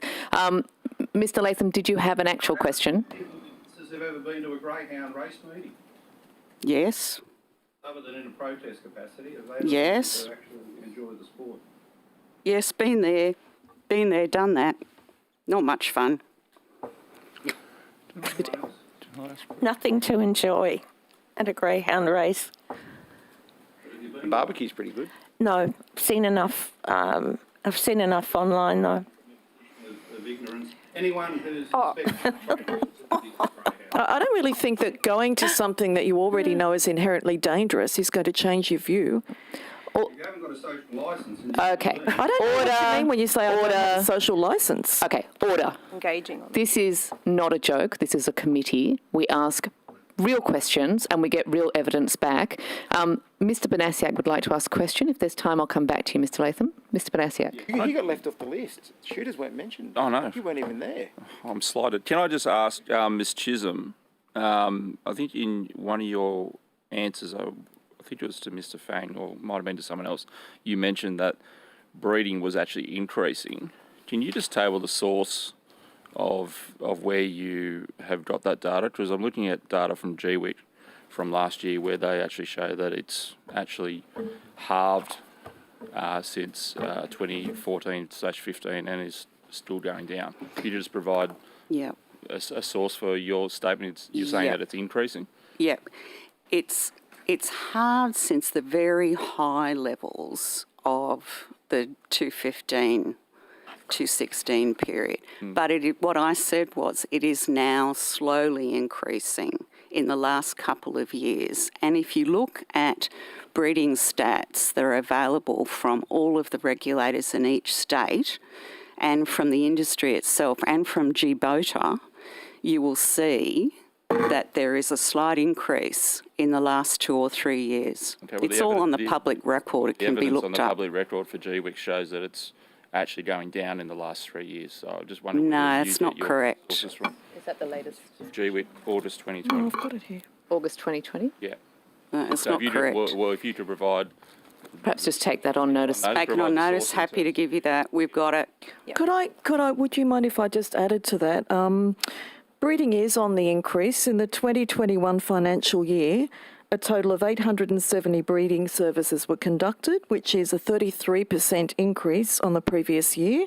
And this is in the GWIC annual report. And 4,567 pups were whelped, which is a 16% increase on the previous year. And the breeding rates have increased steadily since 2016 to 17. That's from GWIC. That's from the GWIC 2021 annual report. Is that correct? And the year prior to that. Okay, thank you. So I believe you don't now need to take that on notice, Ms. Chisholm. Ms. Husos. Thanks very much. Can I thank you all for your time and for your submissions today? I just have one question. Ms. Chisholm, you talked at the in your opening statement about the races at the Richmond racetrack being held, although they have a straight racetrack, they're still being held on the curved racetrack. How many, can I just ask where you got that info? Have you just monitored it yourselves? Everything that we use and report is all public information in stewards' reports that come from GWIC. So anybody can look that up and see it. The problem is that stewards' report information isn't collated on an ongoing basis, and that's why we decided to do it. Otherwise, you have to wait for quarterly reports from the regulators. I understand. And so do you, and sorry if this is a basic question, do you have an example, or do you know how many straight tracks there are in New South Wales? Yeah, there's just Richmond, but they're building a new one at Goulburn. And we're very concerned that when that new one comes online next year, that they don't keep racing on the curved track there as well, like they are at Richmond. If you really loved your dogs, as the industry likes to claim, why wouldn't you be closing those old curved tracks down? Yeah, I understand. Okay. Thanks very much. That was Is it possible to make one more point? Please. Thank you. We wanted to talk about lifetime tracking, and this was there was a press release in February last year that the e-tracking system would be developed, and we're still waiting. We haven't had any updates on it. And I would have thought after the McHugh report that the lifetime tracking of greyhounds and knowing where every single greyhound is and what state they're in, whether they're alive, dead, euthanased, why, I would have thought that would have been a top priority. And I would like to say that we definitely support the Greyhound Racing Amendment Whole of Life Tracking Bill by yourself, Minister Boyd, because we're really concerned about the fact that, firstly, the majority of dogs who are rehomed ignore them. I'm trying to ignore it, but it's extremely unprofessional. Sorry. I'm sorry. I have to say it. The majority of dogs who are rehomed are not rehomed by GAP, which should be the primary avenue for rehoming. They take 24%, 32% in the last financial year were sent off to other rehoming organisations that don't receive any funding or government funding for this. A lot of these dogs, if they're not kept by trainers, are handed over to friends and family of trainers. And we have no idea once they leave the industry what happens. And in the current state of play with the Greyhound Racing Act 2017, a greyhound is defined as an animal within the industry, and we support the amendment bill because we believe that it's very important to know that these dogs are not just being sent off to be killed by someone that they know. And I referred to the mass graves earlier. We'll find more, and I think the only way we can prevent this kind of thing happening to dogs is to have lifetime tracking of every dog who has ever been involved in this industry, not just those who remain within it. Yes. Thank you. Thank you. I'll just check with Mr. Amato whether he has any questions. Yeah, look, I just like to ask the witnesses, has anyone ever met anyone that's adopted a greyhound as a pet? Yes, Yes. I have. I now am. We have now our 4th greyhound adopted as a rescue. I've been rehoming them for about 20 years and having them in my home as well. And they make awesome pets, don't they? Yes. Yeah, they make awesome pets when they've got over the trauma of where they've come from. And I'll give you an example. One of the first 2 I had would do a 180 and run with all her might to get away from any man that approached her on the street. That took a year for her to get over. Yeah, my first greyhound wouldn't leave the stairs for about 2 weeks. She just sat huddled in the corner and we just fed her on the stairs until she felt comfortable to join the house because she'd never been inside a house ever, clearly, by her behaviour. And this goes to one of the biggest issues that would help rehoming tremendously, and that would be if regulators were empowered to do checks or chose to do checks on socialisation. Socialisation is required by the racing rules in every state, but trainers and owners don't do it. They aren't penalised for not doing it, and it's about time they were, because the community is picking up the pieces and they're doing it out of the sheer goodness of their hearts, and they shouldn't have to. Yeah. And what I'm hearing from rehoming organisations that I work with regularly is that they feel that the trainers are actually not educated. They don't understand what socialisation actually means. It's a very academic concept, socialisation, and it's quite a modern concept. And if you're coming from a background that's not particularly well educated and certainly not technology savvy, which is accessing a lot of this information seems to be downloadable from the website, but if you don't know how to turn on a computer, it's virtually might as well not even exist. So you're saying to them you should socialise your dog, but they don't understand what that actually means. So there's a huge issue there with education as well as having the standards existing. We've got to educate the industry participants as to what that actually means rather than just socialise your dog by putting them with another dog. What on earth does that mean? In a controlled circumstance, I think that's the word that they use. What does that actually mean in reality? When it comes to socialising, though, doesn't even the RSPCA, when you're adopting 4 different breeds of dogs, don't they go through a process to see whether or not a dog can be socialised, is sociable, and can be adopted out? Yes, can I say, as a vet who worked at the RSPCA, people are trained. The people who work at the RSPCA in the shelters, they're trained on how to do it, the procedures of going about it, and they have a behaviour team there's behaviour vets employed. There are various shelter workers who they receive training on what that actually means. So that's what I'm sort of identifying. That seems to be something that needs to be instituted in racing. Also, there are rescues who are community run, who make the effort to actually train themselves up in animal behaviour. Yet the GAPs rarely employ anybody with that training. It's improving slowly, but very few of them have some of the knowledge that the community-run rescues the volunteers have bothered to amass. Unfortunately, that is all we have time for. So we will need to wrap it up. Thank you so much for coming along and answering the questions today. And thank you so much for your submissions and your ongoing work. To the extent you've taken on any questions on notice, they need to be returned within 21 days, but the Secretariat will be in touch in relation to the process for that. So that concludes today's hearing. We need a short deliberative after this for the committee members, please. But that concludes our hearing. Thank you.